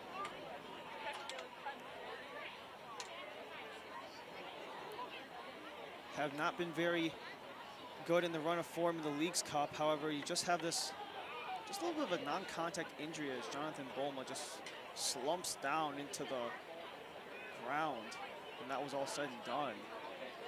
It's not a necessarily hot day here in Minnesota. It's only 73 degrees. No real humidity or wind to speak of. Because of that, we haven't gotten the chance to see hydro break, something that I'm sure Houston has probably seen much of considering the climate down in Texas. But for Minnesota United, they've also seen their fair share of guys unavailable due to Gold Cup action. Darius Randall and DJ Taylor, a pair of guys who are consistent players with the Loons on the second team side. They were both in play the last time that Minnesota United were in the Leagues Cup earlier in the week. And ironically enough, the first team is over in Houston at Shell Energy Stadium, where Houston Dynamo's first team plays in a what's technically listed as a road game for Minnesota against Club America, who were technically listed as the home side, the Loons' opponent in the Leagues Cup. So both teams relatively shorthanded for today's game. But does allow a lot of new opportunities for new faces to come into the play, many of them not getting very much experience. Cage Romanshin got subbed in. He's only had 6 appearances so far this season. Max Harwood got the start for his 3rd game of the season. Momo Kamara, he's on loan from Matia FC in Sierra Leone. He is only making 7 appearances this year. And as mentioned, Kai Zaroon starting in goal. Only 4 starts, 4 appearances, 3 starts in 2025. For Houston, they've had a lot of the same group of guys really involved in the mix for their 11s, where Marcelo Santos has still yet to deviate, but we do see Omar Bolaño standing alongside the 4th official, and he will be the one subbed in with the injury to the captain, Joshua Bolma, pardon.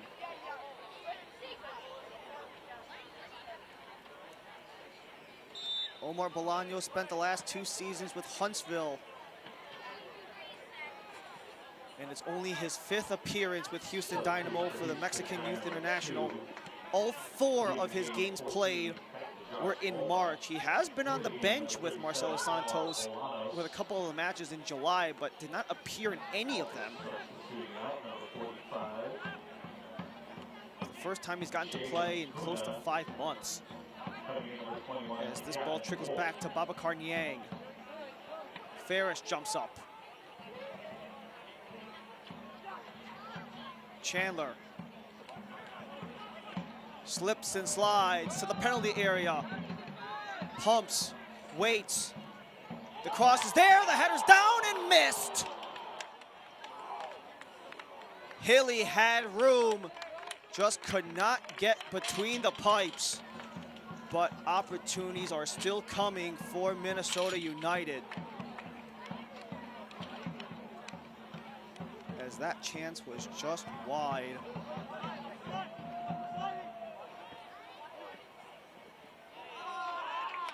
Also during that injury substitution for Omar Bolaños, Gavin Wolf entered the match for Jaden Puna in the same window. Gavin Wolf,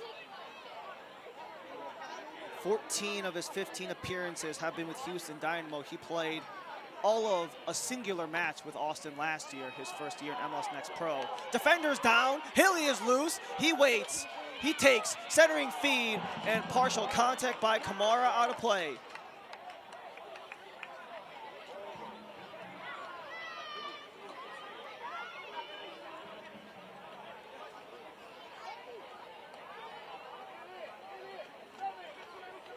A bit of inaccuracy from Minnesota has made Blake Gillingham's life a little easier than maybe it should be.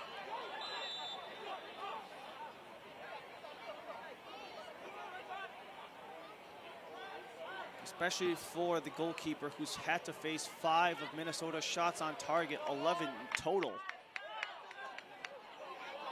But after those last couple chances, that might be ballooning up to 13, 14, give or take.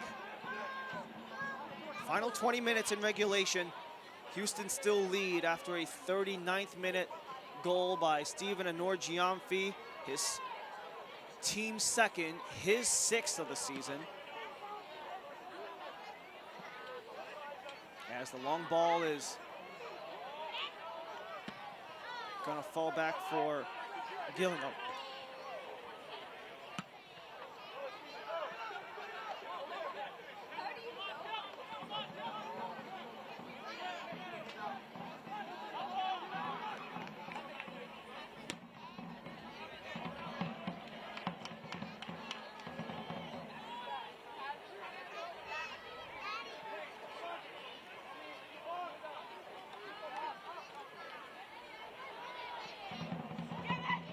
Centering feed, it's bobbled, it's loose, the shot taken by putt, save, second chance, loose again, cleared off the line. Eventually, Houston gets rid of it.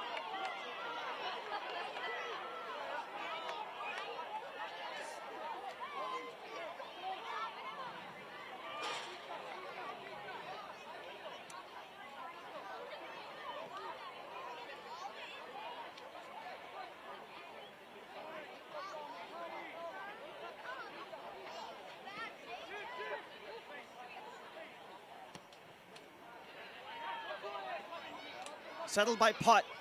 Wolf pursues. Sets up Gitao, but can't get farther than Britton Fisher and Babacar Niang. Back to Fisher.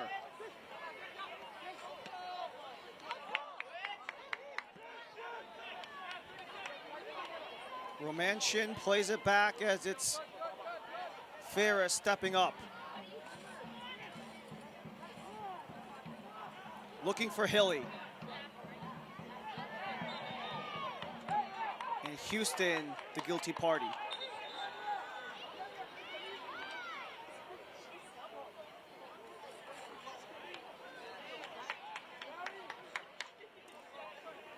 Another substitution being made by Minnesota United. This is Justin Sosnowski, 15-year-old from Ames, Iowa, making his second appearance of the season after making his debut a couple weeks back in the Bay Area in that July 22nd match against the Town FC. He will take the place of the Senegalese midfielder Niang. Falls back as Sosnowski has to chase.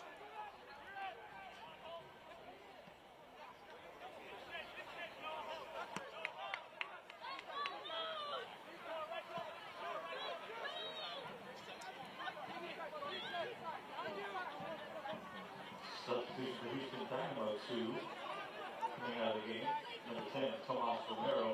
And in the game, number 34, Micah Harris. The exchange of Micah Harris and Tomas Romero was in the same window. Or at least it's upcoming with Harris on the sideline. So this is Romero coming out. He scored the opening goal in the 27th minute. Micah Harris, the 17-year-old. The USA Youth International has not played a game in about 2.5 months, but he's back in for his 9th appearance of the season. This portion of the match is brought to you by the experts at Allina Health, an altogether better kind of healthcare. Learn more at allinahealth.org.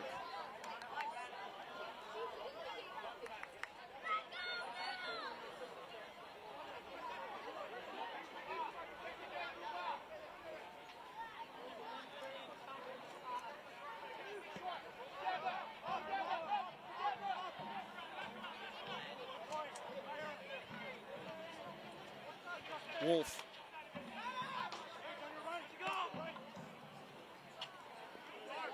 Widens for Harris. Harris just got leveled by Fisher. But the only whistle will give Zaroon the goal kick.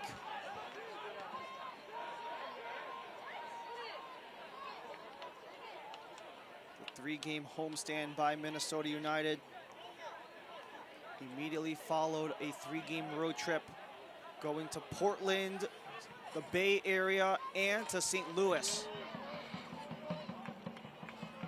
Minnesota United 2 traveled nearly 3,500 miles in that three-game sequence. If you include things going back to the game prior to that, if you extend all of their road games in June, they had 4 of them. They opened up the month against North Texas as well. If you include that trip to Arlington, closing in on 4,500 miles traveled in the month of July alone.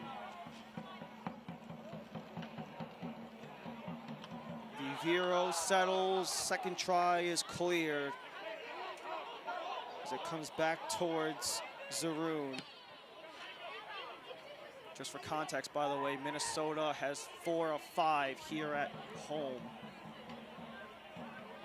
Large chunk of those here at NSC Stadium. Minnesota has been down since the 27th minute.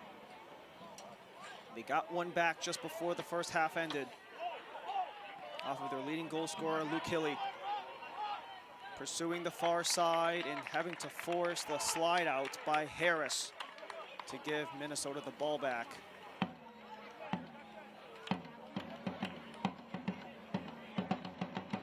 Houston swept the three-game series in 2024. Minnesota looks to do so in 2025.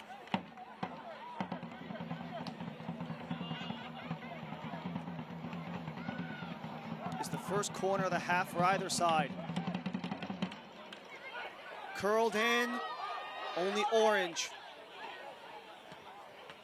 Settled down, blocked in front. Minnesota wants a handball.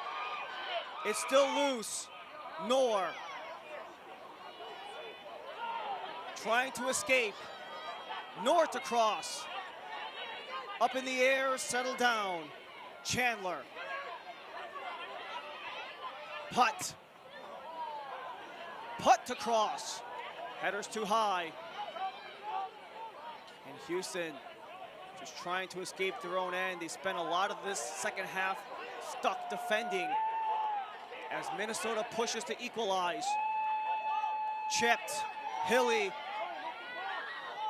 able to keep in. Hilly still free. He's taken down and whistled down.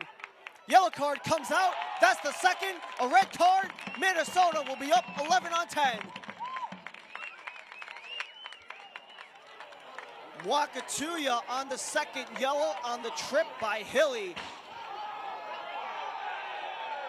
As Minnesota will spend the last dozen minutes up a man.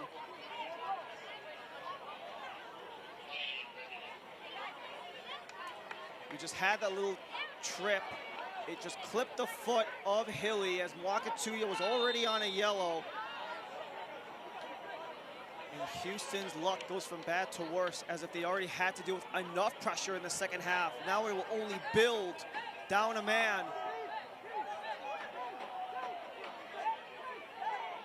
Minnesota trying to get bodies in the area.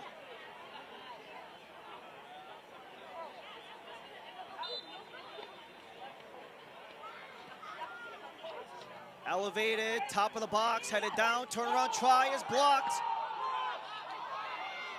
Houston sends it skyward. Sosnowski gets free. As Zaroon chases back.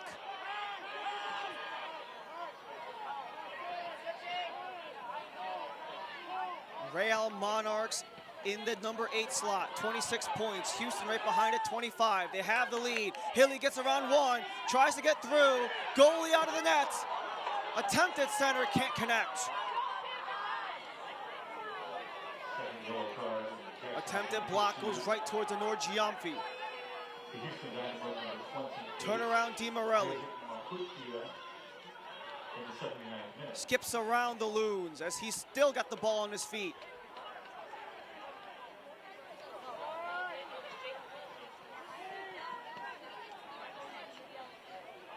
Minnesota repossess. They've already had some heavy advantages in the regulation realm of play. 57% of possession, 17 shots to 7, 7 shots on target to 4. However, they are down 2-1 on Houston. Points for either side would get them above the playoff line, pending the results of Real Monarchs tomorrow. Knorr fights off his man. Knorr to cross. Follow-up try. Sosnowski couldn't get the shot. Captain play. Minnesota still on. Kamara from range, blocked off. Huge save by Gillingham. Second swipe cannot come for Kabia. Putt. Loads up. Header is wide. Alfor Kabia had a chance at his first goal and the equalizer, but nothing was able to go. And a huge save there by Gillingham as that was blasted outside of the box. Off of the leg of Momo Kamara. Only one goal to his name. That was back at the end of June. This portion of the match is brought to you by Blue Cross Blue Shield of Minnesota. You and blue, better together.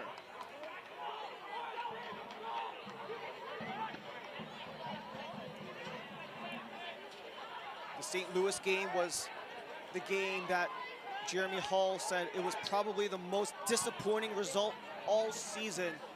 However, moments like that, taking a 4-0 loss on the road, can be defining in terms of the evaluation of the state of the team.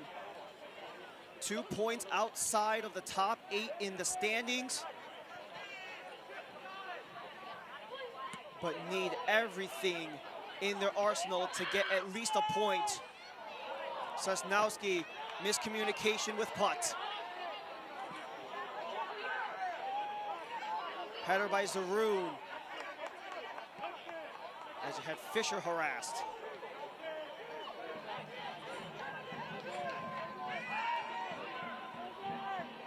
Trying to send Troy putt a little more as Britton Fisher plays more of his traditional back role, allows more offensive help for Minnesota. Can they get something done here? Shakes off defender, shot from range is over. Overcooked by Kieran Chandler. And substitutions on both ends. We start with Braden Schumacher. He is a 17-year-old from the Minnesota Academy. He has played 4 games this season, but none of them after the month of June. 3 of them were in May. As Schumacher comes into play, we'll also see the arrival of David Garcia, 17-year-old from Denver, who is a Venezuelan youth international.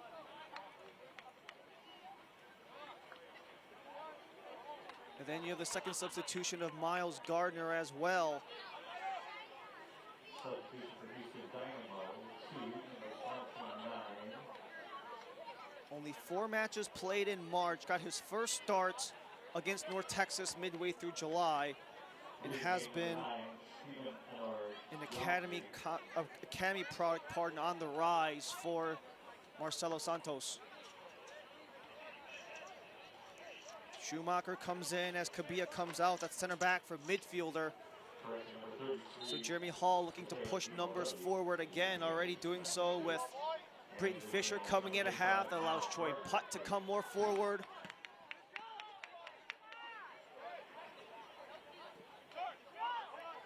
And then you have the additions of Garcia and Gardner for Houston Dynamo.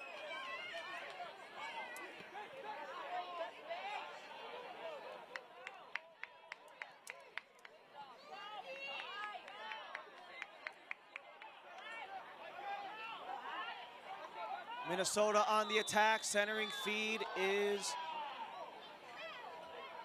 offside.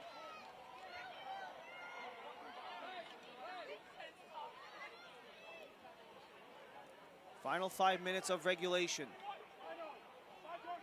Schumacher out for Kabia. Trying to push numbers forward perhaps for Jeremy Hall. Losses in 3 straight. The last 2 have been in regulation.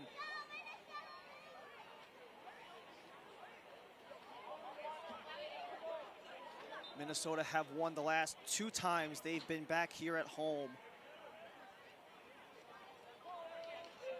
Can they at least scrape away a point in the final 5 minutes and change?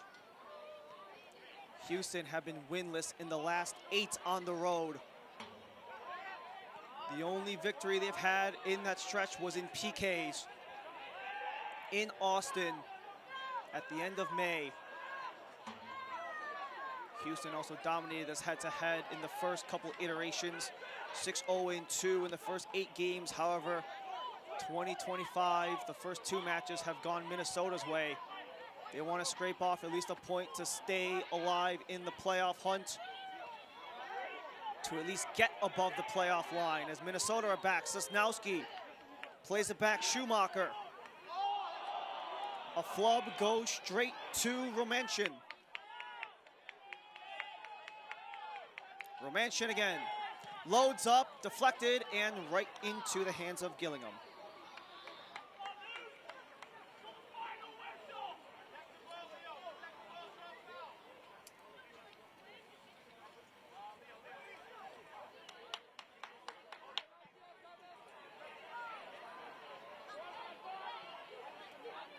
Deep ball for Gardner. Gardner just trying to fight away from Kieran Chandler. He takes a foul there.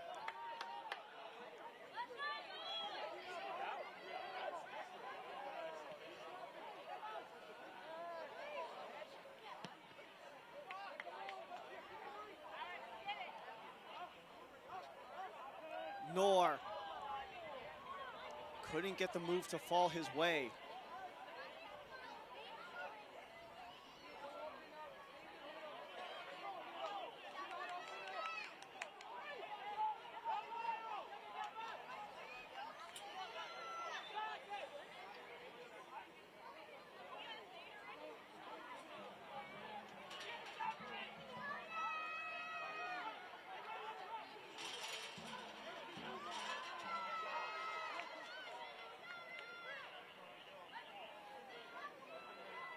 Minnesota on it again, can't get the cross. Second try, scooped in, headed out by Wolf.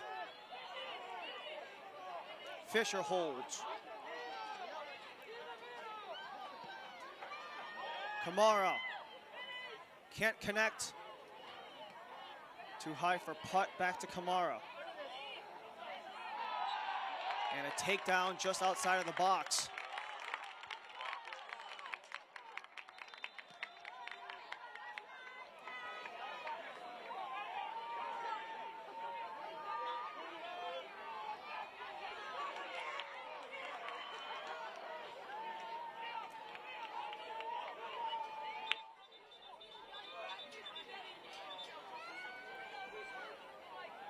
Opportunity for Minnesota to strike. While they have the man-up advantage, they've had 10 minutes of it so far. At minimum, 2 more.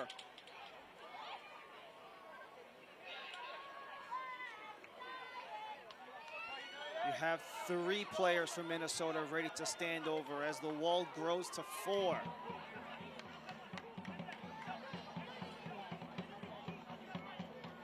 Momo Kamara, one of the many on it. Final minute of 90.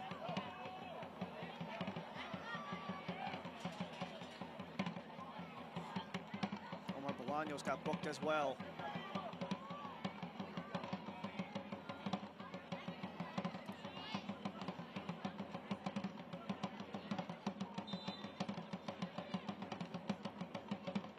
Kamara towards goal, hits the wall. Second try, off the wall again. Kamara, he's wide.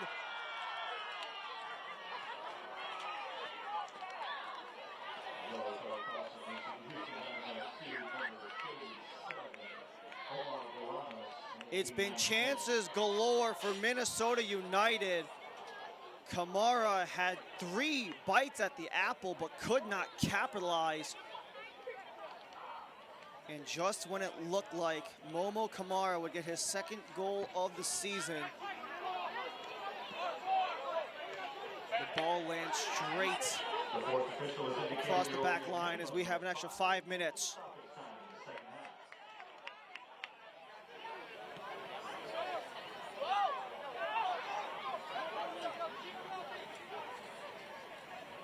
Cutting in, still alive.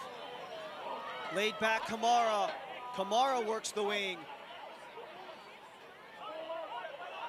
Sosnowski in space. Fisher.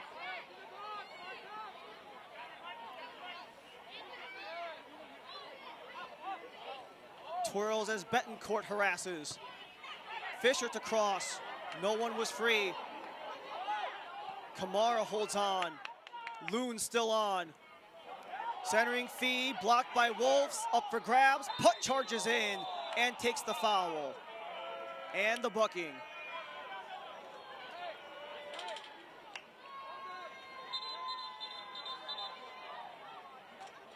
And we have a Houston player down in the penalty area, grabbing at the back of his head.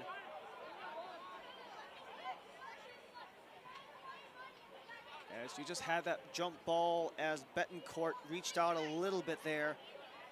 The future Ohio State Buckeye, coming from the Houston Academy, did not play any of his first 2 seasons with Houston Dynamo, but has been a regular in the lineup for the Dynamo.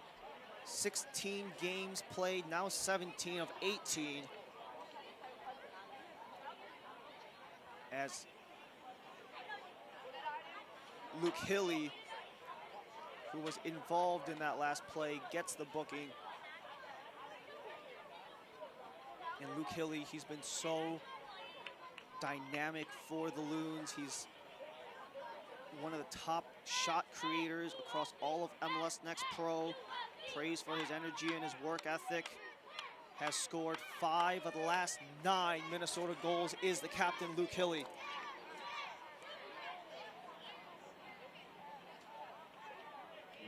A lot of what Minnesota has done in the second half has been off of the bench. Momo Kamara coming in at the hour after nursing a foot injury, but has played exceptionally well.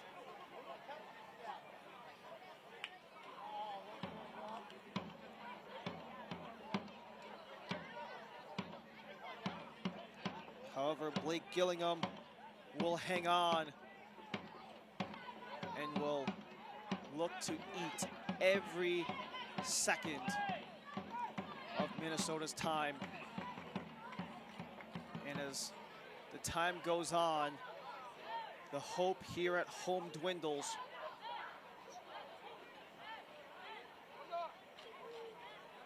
As it stands right now, Houston could tie a group in 6th and 7th. Vancouver and Austin stand at 28 points.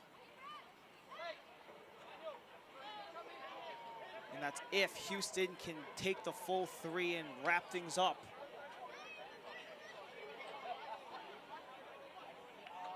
Not only doing that, but snapping a back-to-back homestand, back-to-back losing streak. And thwarting a potential glorious start of Minnesota's homestand as Wolf dumps it.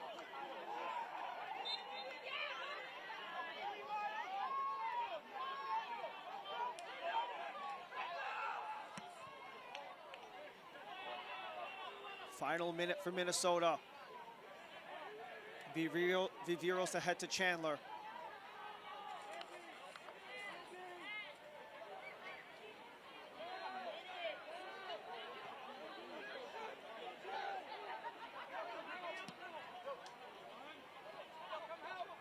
Skyward to Sosnowski.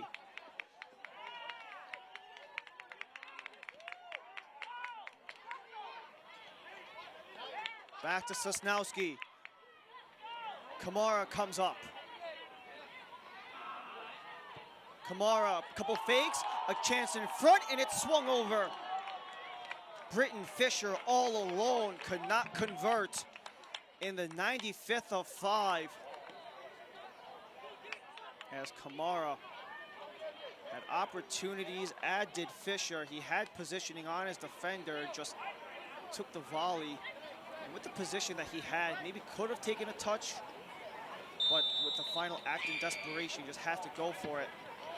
Gillingham to serve. Final gasp for Minnesota.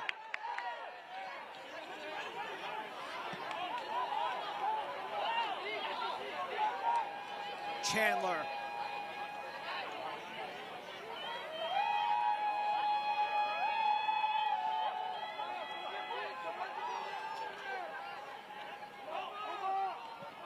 Served into the area, too short. It's loose, chance in front, out for putt, centering feed, blocked by Betancourt, cleared by Houston, still alive. Knorr is free, Knorr shoots, partial block, putts on. He goes to the side of the net, out of play, goal kick for Gillingham.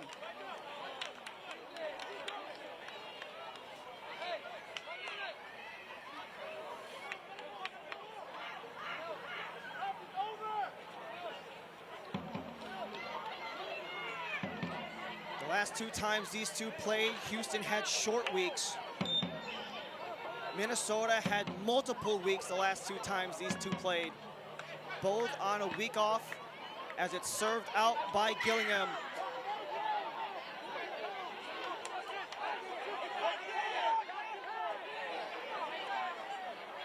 Final try for Minnesota, well beyond the 5. Fisher, Knorr. Knorr crosses, scramble in the area, Hilly's got it, and he scores! Hilly has tied it!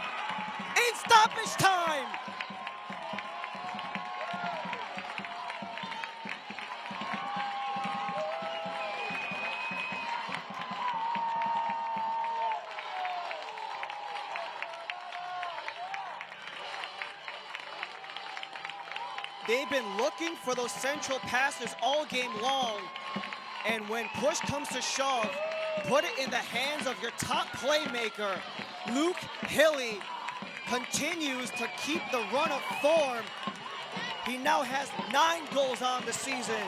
And the captain leads the way for the Loons to keep this game tied 2-2. And there's life above the line for the Dynamo and for Minnesota.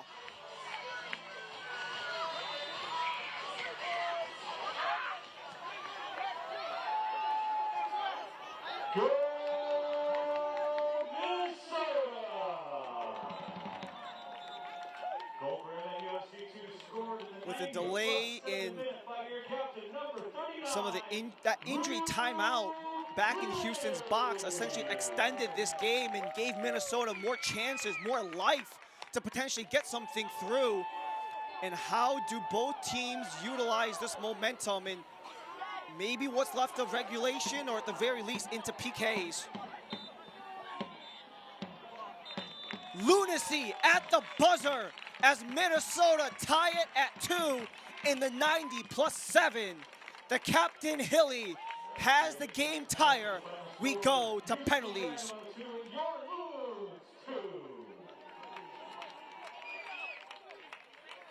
2-2 after 90+. Penalty kicks will decide the extra point. And with the tie, both teams tie Real Monarchs at 8th.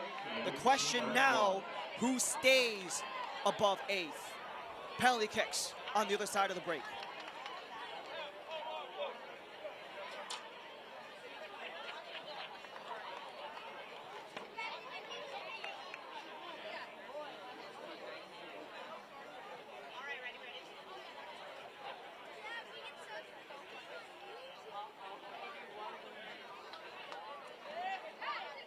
Action.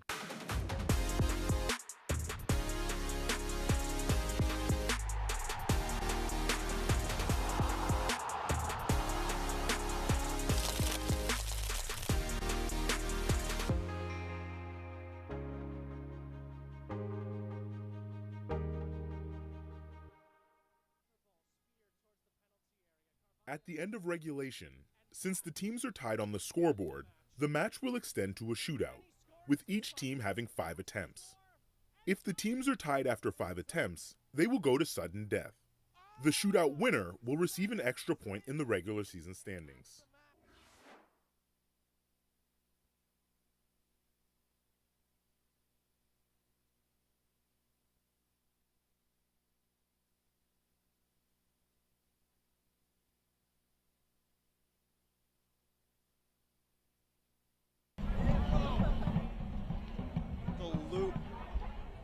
Fiasco on both sides of the pitch.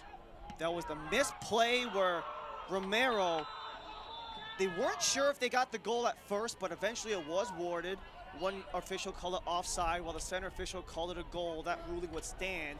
And Guitao for Viveros. I know Giampi will get the tap in to push this to 2-0. But Luke Hilly putting the team on his back.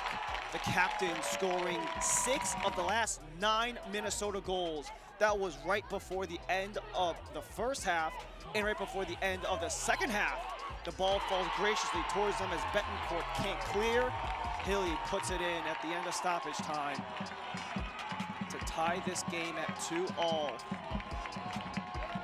And Luke Hilly very much in the thick of the Golden Boot race as well with that 9th goal. For penalty kicks, the Houston Dynamo have been absolutely money on the dot. 3-1. They've stolen the extra point when they get to the spot kicks. However, Minnesota have struggled. They have not won their 3 tries, but they wouldn't be here in the first place if it wasn't for our man of the match, who is none other than the man leading the Loons. He is now in the top 5 in the Golden Boot race. He has 9 on the season for the captain, Luke Hilly. He has had multiple strings of goals. He was exceptional in the month of July. He had 3 goals in 5 games in July. He opens August with a goal as well. And that puts Hilly at goals in 4 of the last 5. As we get ready to take the penalty kicks, everything will be taken over at the right side goal as Houston Dynamo will shoot first. This is Blake Gillingham's first chance at PKs, and for Kai Zaroon, he has only seen PKs once this season. They were not able to get the full 3.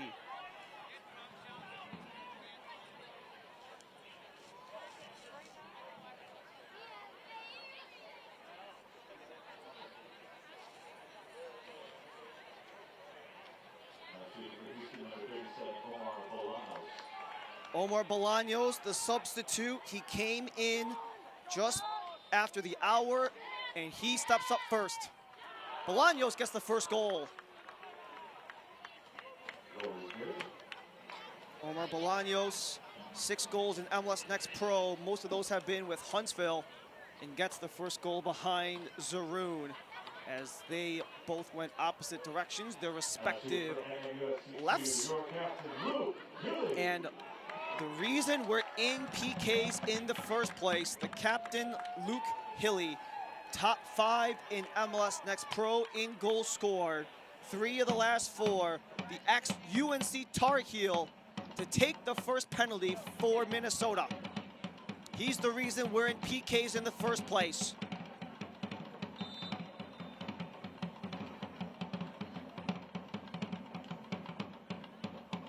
Hilly. He's good for his 3rd and the first for Minnesota in pens. Just copy and paste the exact same thing that happened in the Bolaños penalty. Both player and keeper going to the respective lefts. And David Garcia is the next one to come in. Garcia came in with 5 minutes to go in regulation. The 17-year-old, the Venezuelan youth international, has only scored 1 goal. That was 13 months ago, but he gets a chance on the dot to put Houston ahead. David Garcia. The hesitation sent Zaroon the wrong way.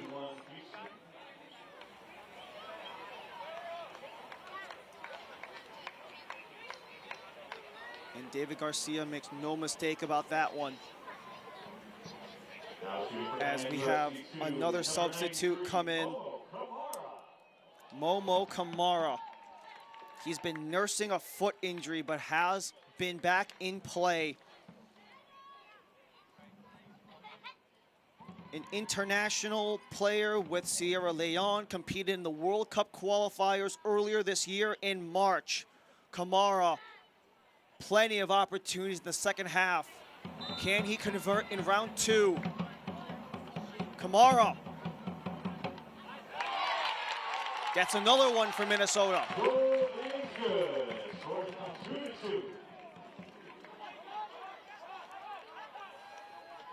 All 4 shots, the goalies have gone to their lefts, the shooters' rights, and the shooters have been able to maximize each time. This makes way for the 18-year-old Noah Betancourt in his 3rd season with the Dynamo, his first on the active roster. Did not play in 2023 or 2024. But he steps in for round 3. Noah Betancourt. Stopped by Zaroon.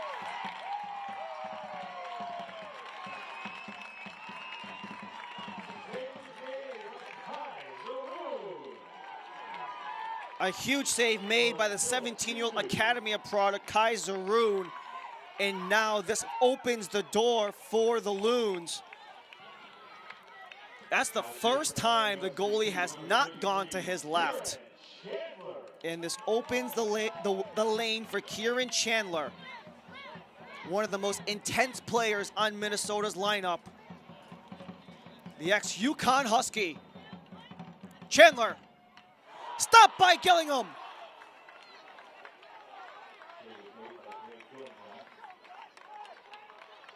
So after 5 kicks, that's the first time the shooter has gone to their right, the goalie's left, and Gillingham was able to make the most of it.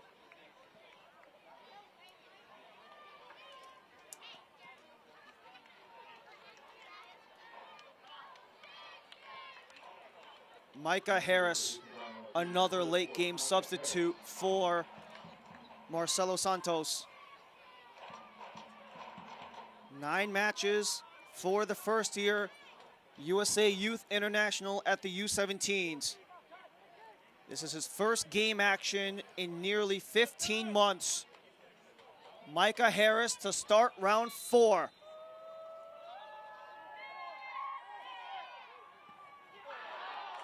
That just got under Zaroon by the thinnest of margins.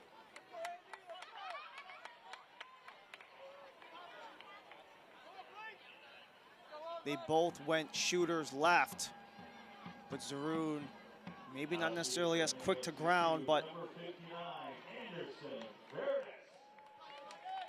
it is going to be Anderson Ferris to take the next shot. Ferris, the center back, the 17-year-old from Hanover, New Hampshire, to keep Minnesota tied. Ferris got it.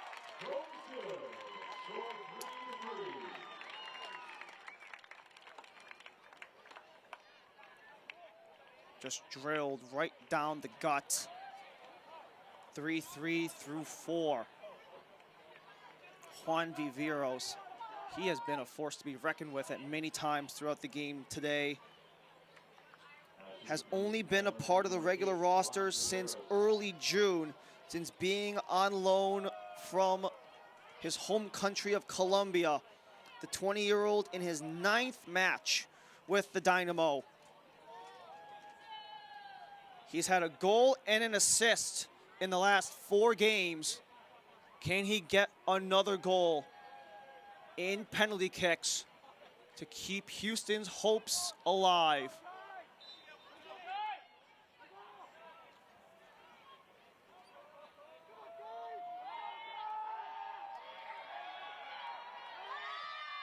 Viveros denied.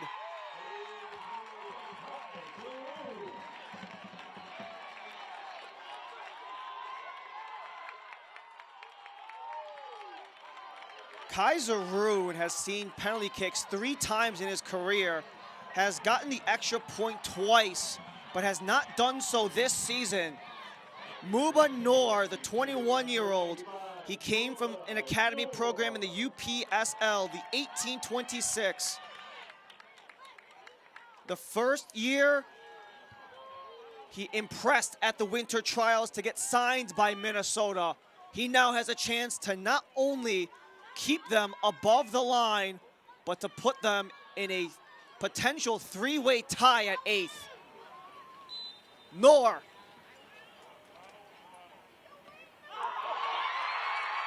The cheeky chip to finish it off. A 3-way tie for 8th as Minnesota get the extra point in penalties. That is a dagger if I have seen one by Muba Noor, the Somalian, to finish it off in penalties. And late game heroics by Minnesota United to steal not 1, but 2 points at home to have a fantastic start to a 3-game homestand. And it's now a 3-way tie at 8th. Houston are in, Real Monarchs in the mix, and Minnesota United as well. Minnesota are in. Houston are out. A clean sweep, 3 for 3. And this does not become possible without the efforts of Luke Hilly. Right before the end of the first half, gets 1 goal back for Houston. Right before the end of the second half, is able to get across and get it through for the second, right before the end of regulation. Got the first penalty kick to start things off. And with that performance, Minnesota goes 3 for 3 on Houston. With a 3-way tie at 8th, Minnesota are in, Houston and Real Monarchs are out with 8 games, match days remaining in the regular season.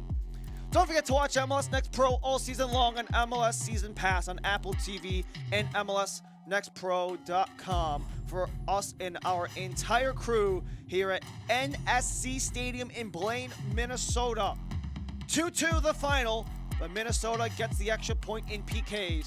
Thanks for joining us. I'm Ryan Lee. Have a great rest of your night.